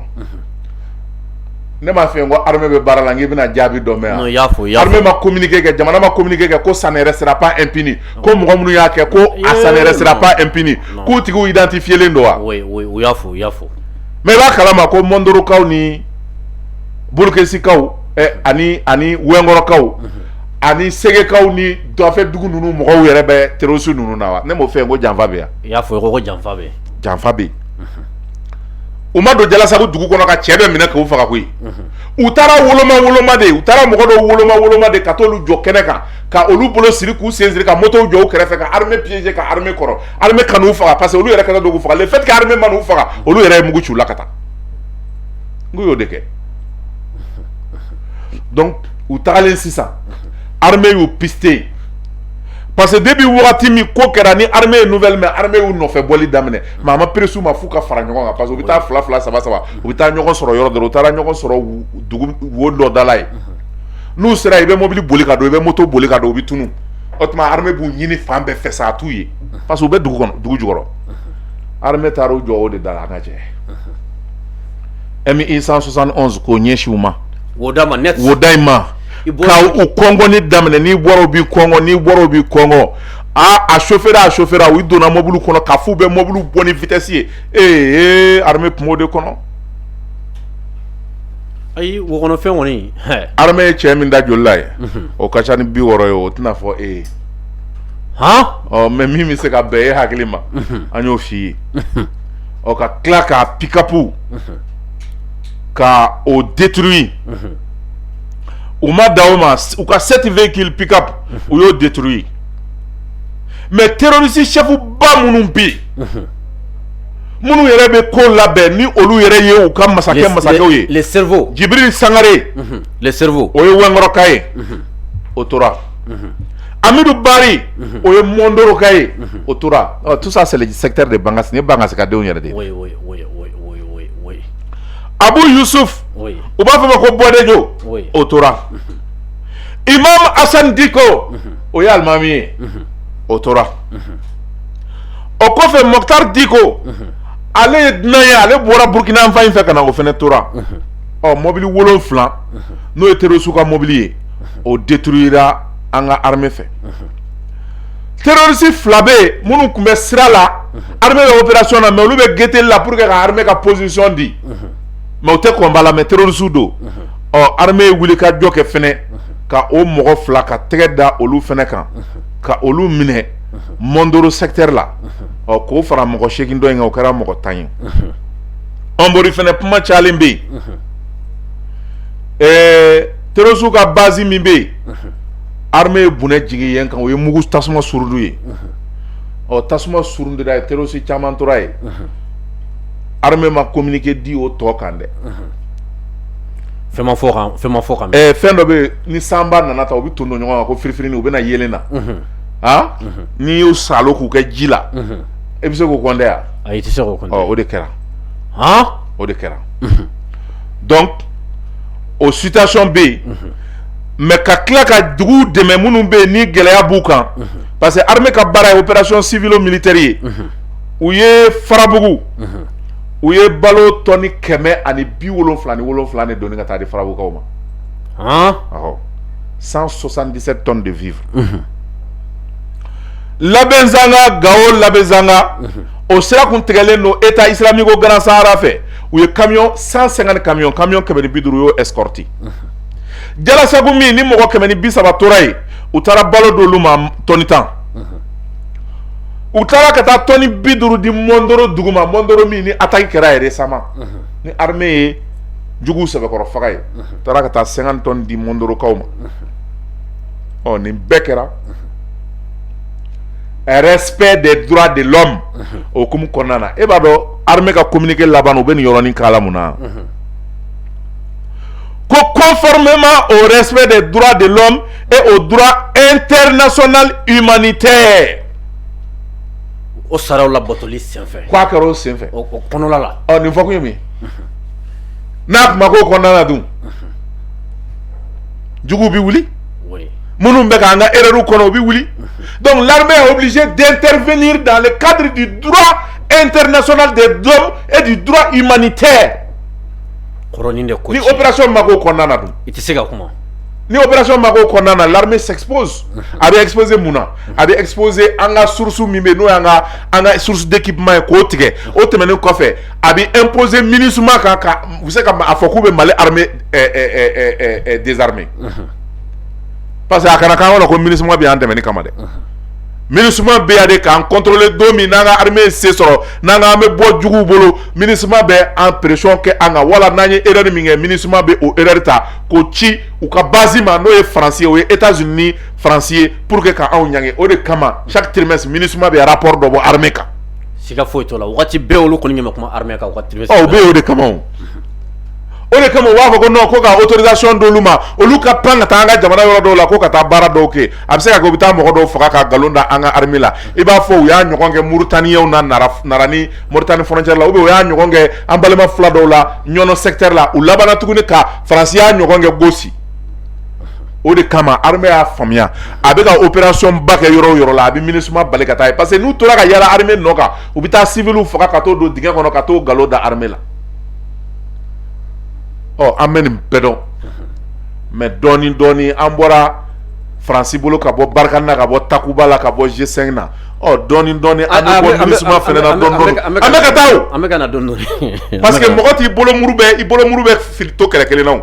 i bolo tamoɲɔ i t'a bɛɛ don kɛlɛ kelen na o ayi donc dɔɔni an bɛ ka taa progressivement plus an ka armée bɛ ka se sɔrɔ plus an ka armée bɛ ka renforcer a bɛ ka yɛlɛ en puissance donc dɔɔni an b'an bolo bɔ an dɛmɛbagaw bolo pour que an ka armée ka kɛ armée min ye armée autonome ye n'a yɛrɛ kelen bɛ se ka a ka baaraw kɛ n bɛ profiter ka yɔrɔ dɔ fɔ n tulo bɛ bana kanfɔla dɔw la dɔ y'a yɔrɔnin ci ma WhatsApp fɛ ko colonel Sadio ko le 30 avril aéroport la ko désormais ko Mali armée mago tɛ mɔgɔ si la tuguni e tun bɛ a y'o fɔ wa ayi ne m'o mɛn a ko de désormais Mali armée bɛ se ka opération kɛ toute autonomie oui a y'o kuma fɔ k'a sɔrɔ a ma dɛmɛ ɲini dɛmɛbagaw fɛ munna parce que n'an ko k'an bɛ taa opération kɛ an b'a ɲini Barkhane de fɛ Faransi sɔrɔdasiw ko bon an bɛ fɛ ka taa opération kɛ Mondoro ou bien an bɛ fɛ ka taa opération kɛ Bangas est-ce que aw bɛ sɔn an ka taa ɲɔgɔn fɛ parce que aw ɲɛ tɛ ko la moyen t'an bolo. oui c'est à dire kuma faamuyalibaliya tɛ a kɔrɔ. ayi faamuyalibaliya don wa. oui mɔgɔ min b'a fɔ naloma don wa. a kɔnɔ k'a ka kɛku ni diɲɛ bɛɛ de ye. alors k'a kekuyara fɔ k'a nalo. oui a bɛ denkunikɛla kɔnɔ k'a kunkolo t'a farikolo fa dɔ ye kuma fɔra a bɛ yen o kumakan in bɛ yen o a bɛ réseau kan o. kɔrɔkɛ kɛra ne jɔlen ɲɛna de aéroport la ne jɔlen tun b'a kɔfɛ. a b'a fɔ ko Mali armée mago tɛ mɔgɔ si la tuguni e ye diɲɛ armée jumɛn ye k'o mago tɛ mɔgɔ la. non a tɛ armée tɛ. Mali ma RUSU tɛ yan k'an former yan. oui Nations Unies tɛ yan MINUSMA tɛ yan an y'olu gɛn wa. hali Faransi natɔla Faransi ni. Tchadiens tɛ yan wa. oui jamana wɛrɛw tɛ yan wa Mali tun tɛ G5 na o bɛ fɔ wagati min na. mais a ko de ko. fɔlɔ armée tun tɛ se ka mission foyi kɛ mission ɲɛnama foyi kɛ ni autorisation tɛ Faransi bolo ni Faransi hali n'an ka sɔrɔdasiw tun tora Faransi de bɛ t'u banabagatɔ ta n'u ma ta u bɛ sa yen. autorisation Faransi de tun b'a di. bon ko o de banna a y'o de fɔ mais o ni an ka armée mago tɛ mɔgɔ si la bilen est ce que o ye kuma kelen ya mais lawulikan maa min don malidenw hakili ka bon ne hakili la nin tigiw yɛrɛ bɛ k'u yɛrɛ su de don dɔɔni. non wa ko banna. i ka nkalon mana caya ka ban déjà. o bɛ k'u yɛrɛ su don dɔɔni. maliyɛnw b'i lamɛn mais ni maliyɛnw y'a dɔn k'i bɛ. e ko i tɛ kuma fila fɔ. oui. e ko Buwa ma ɲi i ko Buwa ka ɲi. i ko Bube ma ɲi i ko Bube ka ɲi. i ko Bubu ma ɲi i ko Sondo i ko Bubu ka ɲi. i ko Karim ma ɲi i ko Sondo ko Bébé Doc. l'enfant terrible de la République i ko k'o ma ɲi i ko tuguni k'o ka ɲi. o kɛlen ka wari di. i ko Siso technologie ma ɲi i ko tuguni k'o ka ɲi. i ko Faransi ma ɲi e taamana yan ka taa ambassade de France la bi tuguni k'o ma ko Faransi ka ɲi. e ma e bɛ kɛ mɔgɔ sugu jumɛn ye. kɔrɔ nin bɛɛ mɔgɔ kelen kumakan ye. nin bɛɛ mɔgɔ kelen kumakan ye. e bɛna wo jumɛn sɔrɔ Sadio ka kuma na Sadio ka kuma ka ca. mɔgɔ kelen bɛ se ka. e bɛ Asimi Goyita ka kuma ka ca wa. e ye Modibo Kone kumakan mɛn wa. ayi. donc nin na kɛ intérêt ko kɛlɛ dɛ. donc dɔɔni min dilen d'u ma f'u fana k'o baara kɛ parce que n'i ye Faransi ka wari minɛ k'a dun n'i ma dunkan fɔ i bɛ bo kɛ. ils sont obligés k'a dunkan n'u ma dunkan fɔ u bɛ bo kɛ. donc u b'o baara de la. anw y'o faamuya. oui. k'a fɔ misɛnmaninw ye ko ne n'olu tɛ ɲɔgɔn na ne ti misɛnmanin ninnu jaabi quoi. parce que ɲɛ bɛ n ja ni kumakanw na misɛnmanin dɔw bolo ne n'olu tɛ c'est à dire que mɔgɔ b'i ka samafagamugu ci so olu ka misɛn. i ni paranti tɛ i ni chauffeur-kɛ tɛ i ni convoyeur de bɛ ɲɔgɔn na. ne ni convoyeur de don. paranti kana paranti jaabi dɛ. ne ni convoyeur de don. kana paranti jaabi kana chauffeur jaabi. ne ni convoyeur de don. ni min sɛbɛ ye kuma ye. ne pɛrɛnnen dɔn. débat contradictoire. Dalulu contre Dalulu. ni parantiw ye nin mɛn ani awa. ko parantiw ka bɔ yen parantiw ka bɔ yen u tɛ se olu tɛ se ka jɔ anw ye. u tɛ se ka jɔ anw ye min kunnama bɛ min na o b'o dɔn. kɔrɔ nin kuma in de tiɲɛ. donc minnu bɛ ka yaala ni ne kama ne tɛ kuma parantiw ka kumaw la. minnu bɛ ka yaala paranti ko la ni chauffeur ninnu convoyeur dɔrɔn. minnu bɛ ka yaala k'a fɔ. ko anw bɛ ka kuma min fɔ k'o ye propagande ye. e ma kuma fila kɔni mɛn ne da armée ko la fɔlɔ dɛ depuis Mali ko daminɛ e ma kuma fila mɛn ne da armée ko la e de la ka ne ko ne banna mɔgɔ dɔ la ka tila ka sɔn o la wa a fɔ ɲɛna maa kelen pe fɔ ɲɛna ko ne ko a tigi man ɲi ko ne tilara tuguni k'a fɔ ko a ka ɲi. kɔrɔ ɲi dɔn depuis n ye journalisiya daminɛ ne ka journalisiya ka kɔrɔ n'olu ta ye parce que olu donna na ne ɲɛna. kɔrɔ ɲi dɔn a mɛnna ma deli k'o ye o. mɔgɔw bɛ fɛn bɛɛ fɔ armée ko la mais ne ɲɛ min ye ne bɛ dan ɲɛ. ne bɛ se ka commentaire fara n ta kan ka dɔ fara a kan k'a kɛ propagande ye mais ne t'o kɛ parce que ne ye journaliste de ye ne de y'a kalan kɛ a diplôme bɛ ne de bolo journaliste Seydou ne bɛ dan yɔrɔ la ne bɛ min fɔ o ye lɛgɛsɛ ye propagande ye ka galon tigɛ bi ni propagandiste ye galon min tigɛ bi a bɛ ɲinɛ k'a fɔ k'a ye galon tigɛ ka tila ka o galon wɛrɛ tigɛ tuguni mentir et oublier qu'on a mentir o de ye n filila n yɛrɛ ma o ka jugu hali ni propagande ye ko propagande ye ka fɛn fɔ min tɛ tiɲɛ ye de kɔrɔ i b'i ka baara dɔn ne bɛ ka min fɔ a lɛgɛsɛ tɛ a tɛ mɔgɔw ɲɛkɔrɔ la montée de la minɛn minnu nana yala publicité don wa a tɛ wa bɛɛ y'a ye bi tɛ se ka kɛ Mali kanw kan tuguni i b'a fɔ ko i bɛ taa i n'a fɔ i bɛ kɛ ka tan waati o ye namara ye wa ayi mais n'u y'u ko k'u b'o ta dɔrɔn k'a fɔ ha attaque kɛra anw m'a fɔ ko l'armée ne monte pas en puissance wa États-Unis attaque ti kɛ wa l'armée m'a monté en puissance donc l'armée des États-Unis n'est pas montée en puissance la Russie c'est pas monté en puissance France Charlie Kera c'est pas monté en puissance qu'on se respecte ouais maldenw hakili gɛrɛlen tɛ koyi a ɲɛ bɛ bɛɛ la ni wari min dir'u ma o k'a dun k'a dun k'a fɔ mais ils vont pas nous distraire kɔrɔ an tɛ nin bila de an bɛ sira min kan ils vont pas nous manamanakan foyi t'a to an bɛ nin sira an bɛ sira min kan an bɛ taa n'o sira kɔrɔ n'i y'a neni o b'an galabu n'i y'an kɔrɔfɔ k'an lagosi o bɛ ne tɔ galabu de o kɔrɔ de ko ne bɛ sira min kan ko a ka ɲi parce que i bɛ ka lamɛn olu yɛrɛ y'a fɔ n ye ko n'i ye biɲɛ gɛn mɔgɔ la ko n'a kulela k'o kɔrɔ de k'a sera nin ma k'i ka continuer k'a gɛn a la donc ne bɛ continuer de je continue kɔrɔ i bɛ système i b'a dɔn donc an ɲɛ yɛlɛla sa an y'a faamuya olu ka ba jamana la ka jamana lagosi mais anw bɛ kɛ jamana fɛ ka jamana sankɔrɔta à l'heure du bilan l'histoire va juger u kana da kumakan tigɛli ma k'a bila TikTok n y'a dɔn ne tɛ TikTok kan n b'a mɛn mɔgɔw da ko n kumakan bɛ TikTok kan u ka taa n'a ye ne yɛrɛ bɛ taa n'a ye kɔrɔ ko ni y'a tigɛlen ne bɛ nisɔndiya de parce que kuma tɛ ka fɔ dogo la ne t'a ye o mɔgɔ ba caman de bɛ ka an filɛ ne t'a ye o gundo kuma bɛ yɔrɔ min ne t'a ye ni kuma min tigɛra mɔgɔ min bɛ ka jamana lagosi ani mɔgɔ min bɛ ka jamana sankɔrɔta ka jamana ka baara ɲuman fɔ jamanadenw k'u ɲɛna ta an fila la jamanadenw fana y'u ka suwa kɛ dɛ kɔrɔ u y'u ka suwa kɛ dɛ donc anw bɛ ka min kɛ c'est un combat républicain maa tɛ min b'an sara ni contrat bɛ min bolo ko e ni anw bɛ contrat la k'an ka kuma o contrat jira n'i y'an sutura ala ka n'i sutura ni bɛnkan b'an ni mɔgɔ cɛ mɔgɔ min bɛ dɔrɔmɛ d'a ma k'an kana kuma ɲuman f'i kan n'i y'an sutura ala ka n'i sutura anw bɛ faso ko de la gande an bɛ tigɛ ɲimi ka kuma yan de kɔrɔ jamanadenw y'u ka suwa kɛ dɛ jamanadenw ye bɛɛ dɔn koyi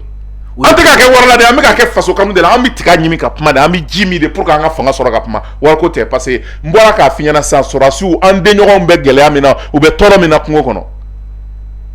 chômeurs depuis ala ka minnu da n'olu ma baara kɛ u ma baara sɔrɔ olu de bɛ bɔ k'a fɔ k'olu bɛ sɛbɛkɛlaw lagosi mɔgɔ minnu depuis ala k'u da u ma baara kelen sɔrɔ u ma fonction kelen occupé depuis ala k'u da mɔgɔ lagosi dɔrɔn bɛ se ka k'olu ka baara olu bɛ bɔ k'a fɔ k'u b'anw lagosi k'u b'u comparer anw ma e ye chef d'entreprise ye wallahi société b'i bolo min bɛ communication kɛ a bɛ ne bolo min bɛ communication kɛ radio saba bɛ n bolo mɔgɔw bɛ n bolo m'u sara n bɛ impôt sara jamana ye contrat bɛ ni société cɛ n b'u ka droit sara e bɛ se k'i comparer ne na kunnafoni di la moi je suis en avance sur toi donc de kama an ka avancer an ka frappe kɛ an ka avancer an ka frappe kɛ an ka avancer kɔrɔ recruter o recruter depuis n'a fɛngɛ hali sisan rétroviseur na cɛ mais kɛlɛ in bɛɛ tɛ dɔwɛrɛ ye dɛ u bɛ ka fangakɔrɔ mɔgɔw ta minɛ k'o dun caman bɛ taa Côte d'Ivoire an b'a kalama dɛ dɔ bɛ d'u ma ye an b'a kalama a radio so ɲɛmɔgɔw n'a télé ɲɛmɔgɔw a n'a a kumaba fɔlɔw caman bɛ taa Côte d'Ivoire dɔ bɛ d'u ma ye u b'a minɛ ka dun u b'a minɛ ka dun o y'a sɔrɔ u dɛsɛra Asimi Goïta n'a ka les 5 colonels la yan u bɛ tilen k'olu wele k'u b'a fɛ ka ɲɔgɔn ye u tɛ sɔn parce que u tigɛlen don olu la olu tɛ jamana baarakɛla ye kɔrɔ an kɛlɛli kun dɔ n bɛna kun dɔ fiyɛ bi mɔgɔw ma min faamu c'est à dire mɔgɔw tun t'a dɔn ko an tun bɛ se ka communication kɛ ka jamana kɔnɔdenw na sɔn ka jamana kɔnɔdenw na faamu ka victoire sɔrɔ nin tɔgɔ in na tan o de kɛlen don problème ye wa o de kɛra ka tila k'a ye fana nin bɛɛ lajɛlen kɔfɛ courage bɛ an na wari tɛ ka di an ma wari bɛ ka di mɔgɔw min ma k'u ka an déstabiliser ka fɛn bɛɛ kɛ jusqu'à présent victoire b'an bolo jamanadenw bɛ k'a na fɛn tɛ ka di anw ma mais anw bɛ ka victoire sɔrɔ kɔrɔ kɛlɛ tɛ bila dɛ kana a ɲini yɛrɛ wa n bɛ min f'i ye n'a ɲini yɛrɛ k'u b'i kɔɲɔkɔrɔ tɛ kɔɲɔkura fɛ dɛ oui kɔɲɔkɔrɔ o binnen sanga burunnen kolonkolonne o tɛ maa min ni sanga b'a la n'a bɛ ka yɛlɛ o t'o fɛ dɛ kɔrɔ problème ye yen de sisan mais ɲɛ tana ye samiyafɛ bo ye mais maaya ti k'a kɔ dɛ i b'a ye bien para an bɛ continuer kana paranti jaabi kana chauffeur jaabi ayi olu ka misɛn sa convoyeur ta olu ka misɛn kɔrɔ an y'a ye k'a fɔ ko attaque min kɛra Fana ko cerveau yɛrɛ de ko mɔgɔ dɔ bisiki kɛra mɔgɔ dɔ la ko min tɛgɛ kɛra mina kɔrɔ ne m'o fɛ yan oui min kun labɛnnen don o ye ka taa Fana bɛɛ minɛ commissariat k'a minɛ gardiw ka base min bɛ fɛnɛ k'o minɛ o de kama mɔgɔ 4 nana moto sanfɛ fɔlɔ minnu tun ye éclaireur ye n'u tun ye donyɔrɔ sɔrɔ olu de tun bɛ tiɲɛni kɛ o la tɔw bɛ na renfort la parce que f'i k'a faamuya k'a fɔ min ɲɔgɔnna kɛra Bafo Ɲɔnɔ ani Sevare o ɲɔgɔnna de don parce que groupe dɔ de bɛna attaque kɛ ni olu ni armée gana ɲɔgɔnna u b'a dɔn ko armée pɛrɛnnen tɛ o tuma renfort tɔw bɛna ka na hige armée kan ils ont toujours opéré comme ça u kuru tɛna ɲɔgɔn fɛ u b'u tila de mɔgɔ naani fɔlɔ min nana olu nana ka na mugu ci kan na sentinelle min bɛ yen Amadu Sise ka mugu ci o la min b'a kɛrɛfɛ k'o jogin o yɔrɔnin bɛɛ polisi minnu bɛ commissariat de Fana kɔnɔ olu ye riposte kɛ gardiw ka base tun yelen b'o la olu fana ye riposte kɛ marifaka wulila fa bɛɛ lajɛlen fɛ fila min nana mugu ci ka boli moto la olu tununa u nɔfɛ gɛnna ka tunu su dibi la o tuma marifaka cayara fan bɛɛ lajɛlen fɛ kiriw donc tɔ minnu bɛ yen n'olu bɛ yɔrɔ jan n'olu alertelen don k'olu kana olu bɛɛ y'u yɛrɛ ɲini donc Fana ville bɛ sécurisera ten armée fɛ ɔ dugu jɛlen sisan comme mugu cilen sentinelle wagati min tɔw bɛ ka camp sécuriser ale y'i profiter sentinelle ka saki a n'a ka arancari a n'a ka jaguette min dalen bɛ yen a ka carte d'identité n'a ka fɛnw b'o kɔnɔ a y'a ka saki ta ka boli c'est dangabale ko koyi ɔ a hakilila tigɛlen sisan jaw nana tu de fɛ ka na Bamako dakɔrɔ ɲamana secteur dɔ bɛ kana ye donc hakilila tigɛra sisan jaguette in dɛ a y'o de don a kana ni hakilila tigɛ ye ka yɛlɛ moto kan sisan k'a bɛna Bamako ɔ o y'a sɔrɔ renseignement kɛlen bɛ ka fan bɛɛ minɛ parce que olu ta fan bɛ ka ɲini u donna wo min na fo k'u ɲini k'u ye o y'a sɔrɔ u mɔgɔ 4 kun don u dispersera a bɛɛ taara i ta fan ale de bɛ ka na Bamako sisan donc u y'ale de intercepter k'ale ta caw k'a siri polisikɛ ka jaguette sɔrɔla a bolo n'o ye Amadu Sise Ala ka hinɛ a ka carte d'identité sɔrɔla a bolo a ka pistolet de arme individuelle a ka arme de combat o de sɔrɔla a fɛnɛ bolo donc ale de minɛna sisan k'a di gendarmerie ma gendarmerie bɛ enquête la pour que ani mɔgɔ minnu don tɛgɛ bɛ se ka da a ko tɔ kisɛ kan cogoya min na voilà ce qui s'est passé donc l'armée a mis hors d'état de nuire l'un des terroristes l'enquête continue pour arrêter les autres wa u bɛɛ identifié don u dɔnnen don i b'a fɔ Jalasago minnu ye attaque kɛ u identifié don parce qu'il y a un certain Ousmane Diakate min n'a ka renseignement n'a ka profil bɛɛ bɛ sécurité d'état bolo mɔgɔ minnu b'a ɲɛfɛ u dɔnnen don u ka sow dɔnnen don u bɛ mɔdi min kɛ u dɔnnen don donc sécurité d'état bɛ baara la dans les jours à venir u tɛgɛ bɛna k'u bɛɛ kan voilà ce qui s'est passé à Fana. d'accord kɔrɔ thème ninnu faamuyana kosɛbɛ i ka kumakuncɛ kuma an bɛ min fɔ Gandi an tulo b'a la sisan loi électorale ko kuma cayalen don dɔw ko Asimi tun b'an ka loi promulguer dɔw ko Asimi ye politicien sago de kɛ dɔw ko Asimi ye Choguel janfa ɔ ne tɛ nin si fɔ mais n bɛ fɛ mɔgɔ caman ne yɛrɛ wele ka ne interpeller ko mun de bɛ yen ko CNT ale ye loi voter ko yala o mun de bɛ Maliki Jawo ani Asimi Goyita cɛ olu sirannen bɛ qu'est-ce que gɛlɛya dɔ tɛ 5 colonels ni ɲɔgɔn cɛ wa n b'u hakili sigi bi k'a f'u ye k'u ka t'u mago la y a pas de problème entre les 5 colonels c'est un bloc ne y'o f'e ye yan ninnu cɛ 5 kɛlen bɛ i b'a fɔ muso 1 de y'u mais mun de bɛ yen wagati min coup d'état bɛ kɛ M5 de ye kɛlɛ daminɛ boulevard la u dɛsɛra IBK la kolokoso sɔrɔsiw de intervenir pour que ka IBK minɛ n'an tun ye san 10 kɛ u tun bɛ san 10 kɛ ten n'olu kuma ni sɔrɔsiw tun ma IBK minɛ jɔn ni ne tun bɛ se ka taa IBK ka démission minɛ a la Sɛbɛnnikɔrɔ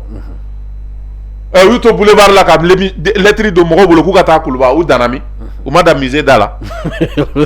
mun y'u segin yen o tun ka taa ɲɛfɛ kɛ u ma segin yan an b'o don de ni IBK tun bɛ fanga bila a b'a d'olu ma mais u dɛsɛra kolokoso donc Sorasu de nana olu y'u ta kɛ. Et ils avaient leur plan. Sorasu nana olu ka plan dilan tile damadɔ k'u ta kɛ. Olu ko Sorasu nana u ka fɛn parachever. Ko Sorasu yɛrɛ ko k'u nana parachever. Ah non. Sorasu tun tɛ M5 na o. Sorasu nana u ta de kɛ. Sorasu ta kɛlen o diyara olu ye. Sinon ni Sorasu y'a parachever olu ni Sorasu bɛnna la k'a kɛ yan. Il y avait pas d'accord entre eux sani coup d'état ka kɛ.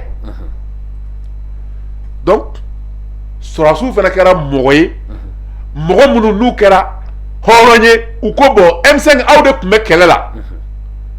vraiment armée kelen tɛna baara kɛ ani jamanaden bɛɛ de bi baara kɛ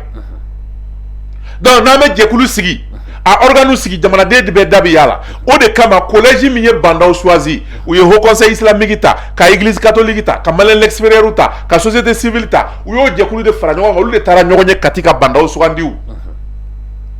mais M5 bonya kama k'u ka premier ministre di u nana ni CV 13 ye u ma ca la ya u ma kɛla la ye donc toujours u bɛ M5 ko dynamique kɔnɔ dɛ u taara fɔ imam ye comme M5 autorité morale ye comité stratégique ma ɲa la cogoya si la e ka mɔgɔ d'a ma o de ye Mokhtar Wane di toujours c'est le M5 non hakili la Sorasu ma fitiriwaleya kɛ mun nana kɛ sisan bandaw ni Mokhtar Wane Sorasu ye coup d'état kɛ kun min kama n'o ye ka Mali bɔ Faransi bolo parce que olu tun bɛ fɔlɔ na ye u y'a ye an ka armée janfalen don n'an ma fɛɛrɛ kɛ ka Mali bɔ Faransi bolo an tɛ lafiya Sorasu nana coup d'état kɛ o de kama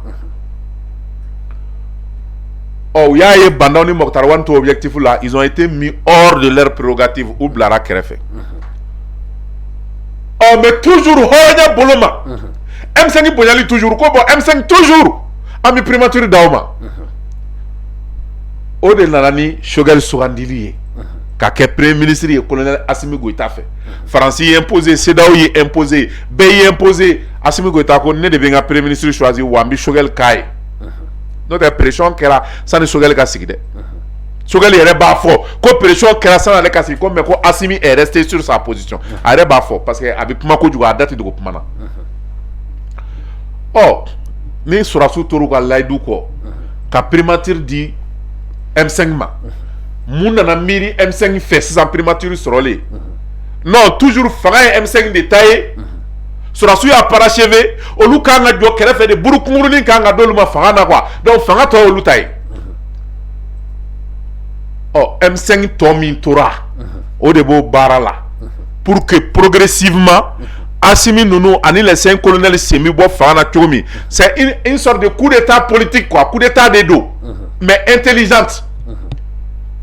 on m'a fait quoi application intelligente de l'accord c'est un coup d'état intelligent qui voulait faire à Assimi Goïta au coup d'état intelligent bi kɛ cogo min jumɛn na élection ni transition bɛ ban élection min bi kɛ o élection jɛkulu min bɛ o jalatigɛ n'a bɛ liste dilan a bɛ bureau élection vote kɛ a bɛ jaabi di a b'a trancher a bɛ mɔgɔ min gagné a b'o tɔgɔ bɔ a kelen pe de b'o bɛɛ kɛ ko o jɛkulu o sigi cogo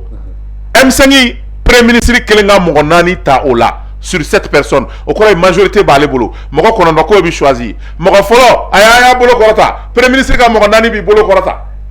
a ka mɔgɔ ye o bi ta mɔgɔ filanan o mɔgɔ 4 b'i bolo kɔrɔta a ka mɔgɔ ye o bi ta mɔgɔ sabanan o mɔgɔ 4 b'i bolo kɔrɔta a ka mɔgɔ ye o bi ta fo ka mɔgɔ 9 bɛɛ ta ten a bɛɛ kɛra jɔn ka maa ye a bɛɛ kɛra premier ministre ka mɔgɔ ye CNT membre de ko k'o ye coup d'état ye kelen ko a kɛcogo man ɲa filanan u ye préfet sous préfet u y'o ani maire u y'o bɛɛ senbɔ kalafili la k'u bɛna mɔgɔ gansanw ta ko ka t'olu sigi cercle ni commune kɔnɔna na ko pour que olu ka élection labɛn o mɔgɔ gansanw fana bɛ ta jɔnni fɛ mɔgɔ 9 min n'u bɛɛ kɛra premier ministre ka mɔgɔ ye o de bɛ o mɔgɔ gansanw ta ka sigi Mali fan bɛɛ o kɔrɔ ye Mali k'a daminɛ Kayi fɔ Kidal a bɛɛ bi kɛ premier ministre ka mɔgɔ ye o bɛ se ka kɛ cogo di parti politique t'a la société civile t'a la fo k'a bɛɛ kɛ premier ministre ka mɔgɔ ye o bɛ ɲɛ e ni Ala cɛ Mali élection ko ɲɛnabɔli bɛɛ bɛ se ka di Choguel ka mɔgɔw ma ko basigi kana jamana kɔnɔ wa o ma Choguel kelen de ye mɔgɔ ya CNT membre bano min ma ka loi falen jamanaden bɛɛ b'i yɛrɛ ye min na o de ma bɛn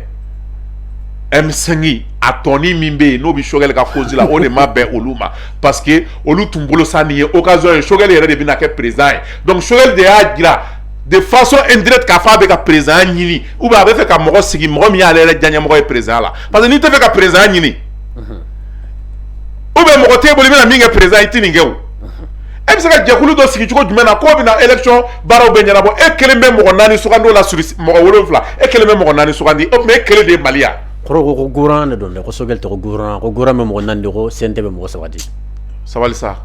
gouvernement ye jɔnni ye c'est pas Choguel ministre jumɛn bɛ se ka mun kɛ n'a tɛ kɛ Choguel ka autorisation kɔrɔ il est chef du gouvernement c'est toujours Choguel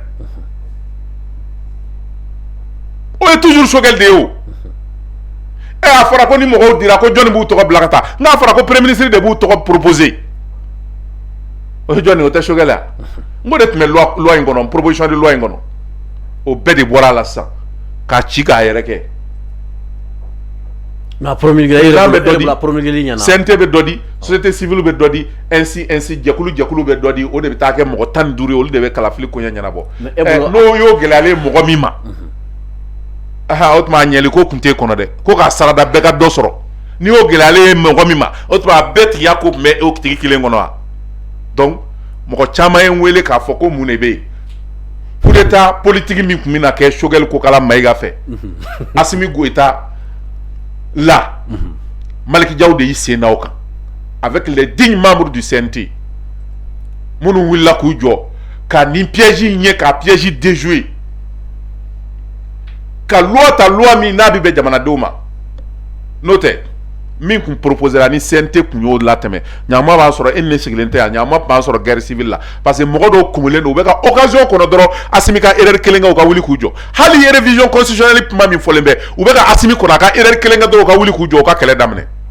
parce que olu aigrilen don ils font pas de cadeaux aux 5 colonels. Ala ka jamana kisi o ma. Donc ni Assimi ye o promulgué parce que CNT a discuté et pour moi discuter te u ye mɔgɔ 200 ni kɔ u y'o bɛɛ de lamɛn malien na politique mɔgɔ la juriste la société civile la diinɛ mɔgɔ la mɔgɔ gansan na sɛnɛkɛla la u y'o bɛɛ lamɛn k'olu bɛɛ hakilina ta ka baara kɛ o waa mɔgɔ kelen hakilina ou bien gouvernement mɔgɔ 25 hakilina de o tuma gouvernement ɲɛmɔgɔ mɔgɔ minnu bɛ gouvernement na ni olu gouvernement ɲɛmɔgɔ u bɛ ko dɔn ka tɛmɛ maliden minnu ɲininka n'a kan wa ni mɔgɔ min ko k'i t'i yɛrɛ o loi la o ta fan faamuyalen don olu bɛ Choguel ko de la o tɛ jamana ko la ne dun y'a fɔ Mali ko baara de bɛ kɛ n'i y'a mɛn Assimi Goïta ni les 5 colonels fɔ u bɛ Mali ka baara la n'u ye Mali ko sira bila don o don u b'an sɔrɔ u ɲɛ yen. Siga t'a la. Donc anw tɛ Assimi ko la an tɛ Choguel ko la anw bɛ Mali ko de la ni Mali ka intérêt bɛ min na don min anw b'o kɛ n'o bɛ tɛmɛ Choguel kunkolo la o bɛ tɛmɛ o kunkolo la n'o bɛ tɛmɛ Assimi kunkolo kan an b'a boli Assimi kunkolo kan ka Mali ko baara kɛ. Assimi c'est un militaire, il a consenti les sacrifices pour le Mali. Donc à ta yɛrɛba kun ye da a bɛ jamana de ye. Ni Assimi o loi promulgué ko kuma cɛyɔrɔ n'o bɔrɔ caya k'a fɔ ko Maliki Diaw CNT u bɛ ka jamana janfa Assimi ni Choguel ye dio de ye Maliki Diaw ni CNT u bɛ ka Choguel Assimi janfa c'est faux. Tiɲɛ tɛ. Galon don. Le dio Choguel Assimi Goïta o dio daminɛna don jumɛn. Assimi Goïta bɛ coup d'état kɛ don min ani les 5 colonels ani Choguel tun bɛ dio la. Ayi o tun bɛ dio la. 9 mois kɛra Assimi était vice-président de la transition ani Choguel tun bɛ dio la wa. Assimi bɛ armée ko kɛlɛ la a bɛ ka armement ɲini k'a di mɔgɔw ma e ye Choguel da y'a la ani Choguel bɛ dio la. Non qu'on se respecte là. Anw y'a faamuya k'a fɔ Mali jamana ɲɛmaa o de ye Assimi Goïta ye an ka danaya bɛ Assimi Goïta de kan ni Assimi ka danaya bɛ Choguel kan c'est une très bonne chose anw bɛ Choguel fɛ. Mais mɔgɔ si kana fɔ an ɲɛna ko ni Choguel tɛ ko Assimi tɛ marché ou bien ni Assimi tɛ ni Choguel ko Choguel tɛ marché o tɛ don an kunkolo la dɛ. Ayi non kɔrɔ c'est à dire ni ye tiɲɛ ye dɔrɔn i b'i tɛgɛ da. O tɛ don an kunkolo la dɛ. An tɛ Choguel contre la. Parce que mun ye Choguel diya n ye Assimi ye kuma min don a da k'a ka t'o fɔ Nations Unies na la France nous a abandonné en plein vol Choguel de taara ka taa fɔ mais Choguel ka discours labɛnnen tɛ dɛ je suis au secret de ça. A discours ma sɛbɛn primature la dɛ a sɛbɛnna yɔrɔ dɔ de la k'a corriger ka tila k'a rectifier k'a corriger kura ye k'a di Choguel ma taa nin fɔ ko ne ko ten a bɛ mɔgɔ dɔw kɔnɔ ko Choguel wulila a ka cɛya la ka taa fɔ n'a yɛrɛ ya et premier ministre bɛ se ka taa fɛn dɔ fɔ jamana tɔgɔ la n'a ma bɛn jamanakuntigi ma o tɛ se ka kɛ fo ka diɲɛ kɛ min ye n ko Choguel bɔra yen a nana directement a y'i tilen ka na contrat kɛ président ye Kuluba président de y'a ci o Ala ma se so mais mɔgɔw bɛ ɲinɛ o ko cogo jumɛn na k'a ko Choguel de taara tiɲɛ fɔ Choguel de ye mais c'est quoi ça Assimi de ye tiɲɛ fɔla ye Assimi de jɔlen don tɔw bɛ jɔ Assimi kɛrɛfɛ mais c'est Assimi le numéro 1 oui donc mɔgɔ si kana na an hakilina yɛlɛma ni président tɛ premier ministre tɛ se ministre des affaires étrangères tɛ se ambassadeur tɛ se k'a fɔ a bɛ tiɲɛ fɔ faransi ye exemple don min Sambi Touré n kɔrɔkɛ Sigma directeur a ka journal n'o ye Info Matin a y'a publier k'a fɔ ko faransi bɛ ka Mali de janfa ka Mali jigin dingɛ kɔnɔ o don a tun ye IBK ka directeur de la communication ye faransi ambassadeur ko ka Sambi wuli ka bɔ yen ko k'a sanctionner IBK y'a wuli ka bɔ yen Sambi ye kalo 6 de k'a sigilen bɛ ban kan san'a ka bila Sigma directeur la a balolen bɛ yen Sambi Touré Info Matin Toumani Djimé Diallo réunion dɔ senfɛ faransi a ko légion étrangère française faransi ka sɔrɔdasi minnu bɛ yan k'u bɛ manamana ko la baaraw kɔnɔ ko nin tɛ faransi sɔrɔdasiw kunna wolo ko faransi ka kuma ka sɔrɔdasiw fɛ o ma bɛn Macron ma IBK bolilaw o don kelen bɛɛ ka Cɛbilen Daramɛ ministre des affaires étrangères k'a don avion kɔnɔ ka taa yafa deli Macron fɛ avion min taara ni Cɛbilen ka taa yafa deli Macron fɛ o avion segintɔ seginna ni Toumani Djimé Diallo ye hali a m'a ka minɛnw fara ɲɔgɔn kan u y'a expulsé ka na Mali la Allahu Akbar ɲinan y'a san 4 de ye Mali ma ambassadeur sɔrɔ faransi ma sɔn Mali ambassadeur ka taa yen président o ma kɛ ka président dɔ to yan oui Ablaye Diop ministre des affaires étrangères IBK tile la a bɛ ka tiɲɛ min fɔ bi faransi ye est ce que a tun bɛ se k'a fɔ IBK tile la a tun tɛ se maliyɛnw wasalen tɛ n'a ye bi yan e t'a dɔn k'a fɔ ko président don premier ministre tɛ ministre des affaires étrangères tɛ koyi c'est le président président ka hakilina ye min ye a n'a ka politique ye min ye a bɛ mɔgɔ ci de k'o bila en œuvre ni Choguel bɛ na ni Choguel ka ni Assimi ka kuma ye sira fɛ tile kelen pe o don bɛɛ a b'a wuli ka bɔ o kɔrɔ de ko a y'a janfa wa ni Choguel taara fɛn fɔ min ni Assimi m'a bila a la o don a b'a wuli ka bɔ yen fɛnɛ donc k'a fɔ maliyɛnw ye Choguel bɛ kuma min na a bɛ baara min na Assimi dabara de b'a bolo a bɛ ka kuma n'o ye Assimi kɛwale de ye a b'a ci n'o de ye a b'a taa wa o ye premier ministre a y'a ta o de kama maintenant k'a kɛ ko ni Choguel tɛ ko Assimi tɛ sigi ou bien ni Assimi tɛ Choguel tɛ sigi o tɛ tiɲɛ ye dɛ mais anw bɛ min ɲini o ye bɛn de ye Assimi nɔfɛmɔgɔw ani Choguel nɔfɛmɔgɔw u ka bɛn u bɛ popapo min na réseaux sociaux kan ne ɲɛ b'a la ne tɛ fɛ ka kuma dɛ n bɛ fɛn caman kalama je ne vais pas parler s'il vous plaît a ye sabali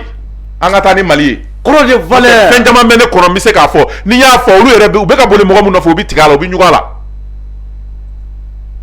kɔrɔlu tɛ bɛn kama ne y'a fɛ yan mɔgɔ caman bɛ faransi ka baara la sa koyi ne delila k'a kuma kun kɔrɔ yan n ko mɔgɔ caman bɛ faransi ka baara la tɔ tora discours dɔ ye n'o tɛ kɛwale la mɔgɔ caman bɛ faransi ka baara la kɔrɔ bɛn kama olu tɛ ye n bɛ indice kelen dɔrɔn d'i ma don min faransi ko ko union européenne ko ko a ye Mali sanctionné ko Mali transition mɔgɔ dɔw bɛ yen k'u lisi bɔ ka CNT membre dɔw lisi bɔ ka gouvernement bɛɛ lisi bɔ fana kɛra Ablaye Diop ni Assimi ye ko ils sont interdits de voyage ko bien min b'u bolo faransi k'u y'a gelé bien bɛ Assimi ko i t'a bolo faransi yan mɔgɔ min bɔra kisɛ ci la fɛn fɔlɔ na sa bien jumɛn b'u bolo ko bɛ to ayi non bien tɔ coup d'état kɛra ka sɔrɔ Assimi ka fandanzoni tantanban do Kati il venait de déménager bien jumɛn b'o bolo bien tɛ a y'a débrouillé a ka frais de mission na ka so min jɔ bien jumɛn b'o bolo ko bɛ t'o mara faransi mais n'i ye union européenne kɛlɛ k'a fɔ k'o bɛ transition ɲɛmɔgɔ ka bien gelé jɔn de ko don bien bɛ minnu bolo ye so bɛ minnu bolo Canada ani faransi ani wari bɛ minnu bolo ye olu de gelé tɔ don n'o tɛ o kan tɛ sɔrɔdasiw ma o fɛn t'olu bolo ye o CNT membre minnu ma sigi ba bien jumɛn b'olu bolo k'o bɛ t'o mara ye bien jumɛn bɛ Malick Diaw bolo k'a bɛ t'o mara faransi ani Ben les cerveaux ninnu fɛn ani Ben les cerveaux ani Nusar ninnu ni Fɔnba ninnu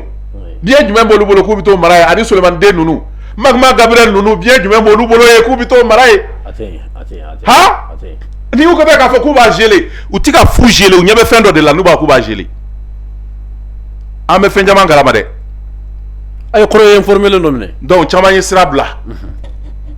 caman ye sira bila mais an bɛ birifini t'o kan tant que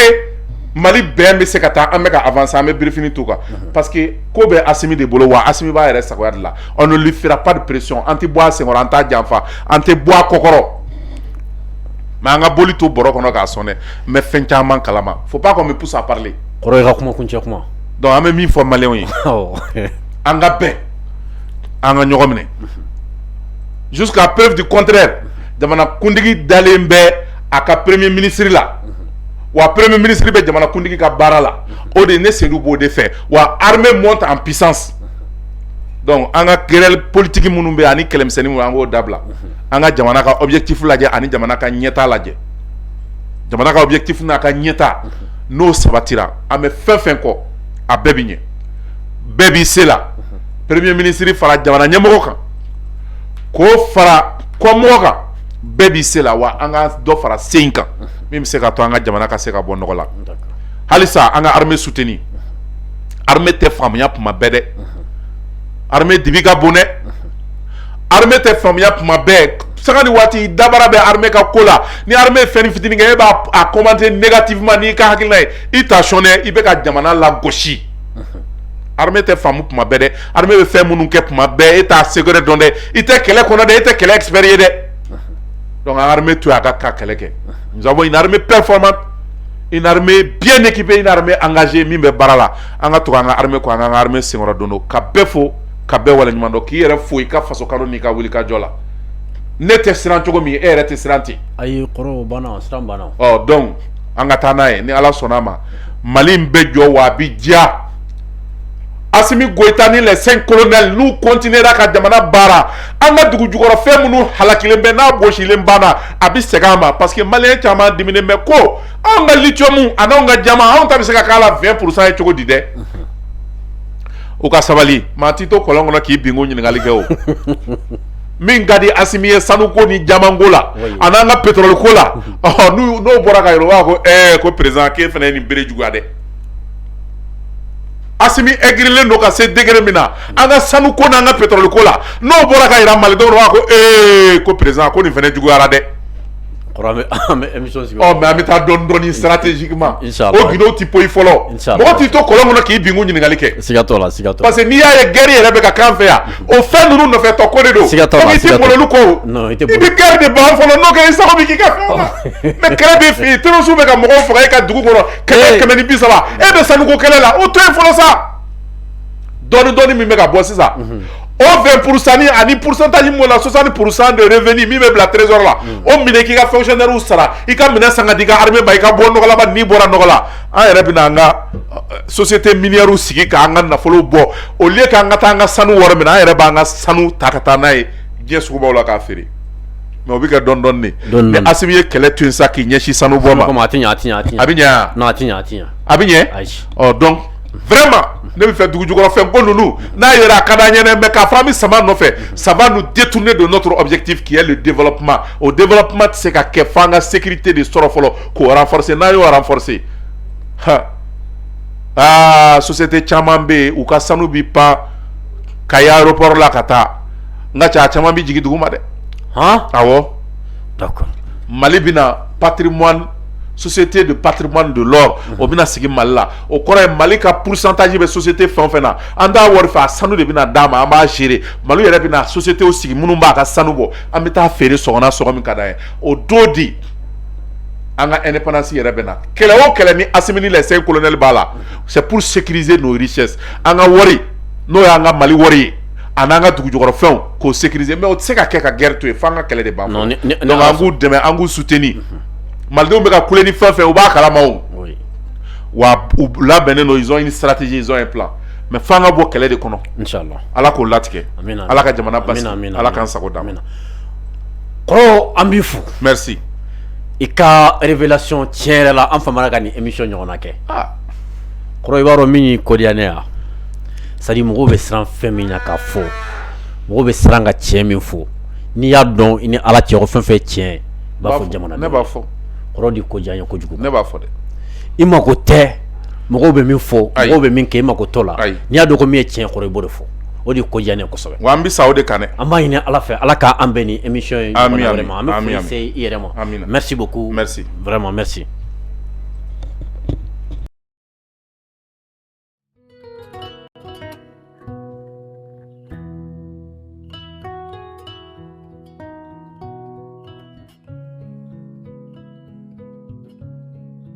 Gadan, ni ko Gadan, o bɛ tali kɛ produit la i n'a fɔ café Gadan, nɔnɔmugu gadan, citron gadan, fo ka taa se thé gadan ma ale ni lɔgɔti gadan. Nunu ye produit ye minnu bɛ dilan anw yɛrɛ fɛ yan kɛrɛnkɛrɛnnenya la Société Dramera et Frères maaw fɛ.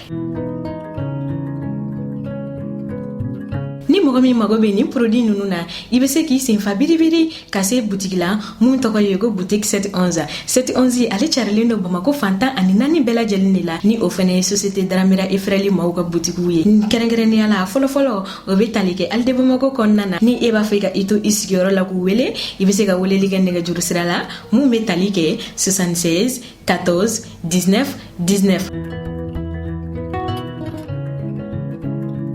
711D sɛbɛnnikɔrɔkaw ale ni lafiyabugukaw aw bɛ se ka aw senfa biribiri ka se jikɔrɔni fɛn min ye 20 mètres yɛrɛ o kɛrɛfɛla ye coye ni ani restaurant Sibi Center man jan ɲɔgɔn na walima n'i b'a fɛ k'i to i sigiyɔrɔ la ka wele i bɛ se ka nɛgɛjuru sira ta mun bɛ tali kɛ 76 72 19 19. Kalabankorokaw fo ka taa se Kabalakaw ma aw bɛ se ka aw senfa biribiri ka se Cɛbani fɛn min ye lycée Demba Kanda Keita o kɛrɛfɛla yɛrɛ la coye wala n'i bɛ fɛ k'i to i sigiyɔrɔ la k'u wele i bɛ se ka weleli kɛ nɛgɛjuru sira la 74 62 19 19.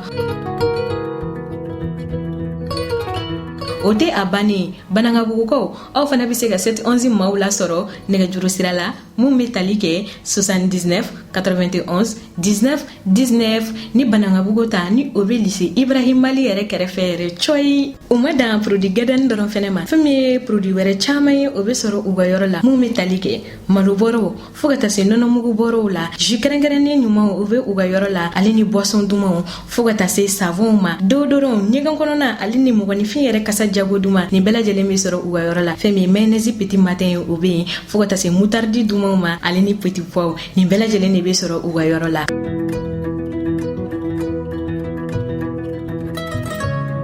Ka wasa sɔrɔ dumuniko ta fanfɛla fɛ a fɔ ko Société Dramera et Frères lafiya bulonba.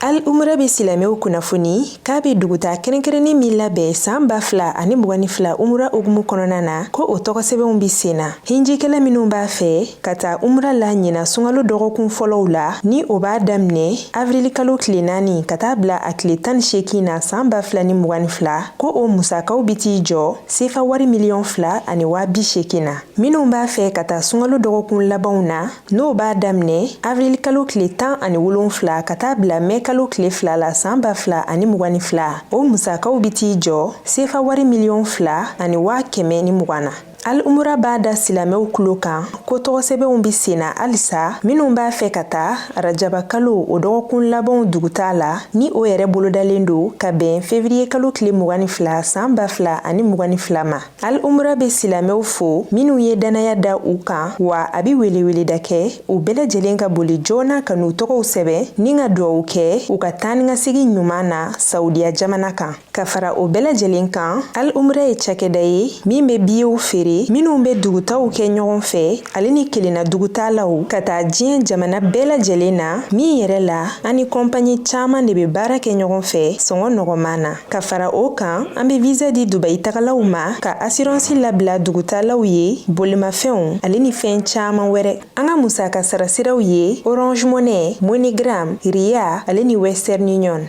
Al Umra sigiyɔrɔ bɛnnen don immeuble Fatoumata Soumaré ma rue Baba Jara porte 460 ka ɲɛsin immeuble Jige 3 ma. Nɛgɛjuru siraw 20 24 74 78 20 22 24 74 walima 64 28 28 15 64 78 88 68 66 76 51 51 walima 76 15 77 84. An ka email alomrabas@yahoo.fr. An ka bɔlɔlɔ sira http://alomra.com.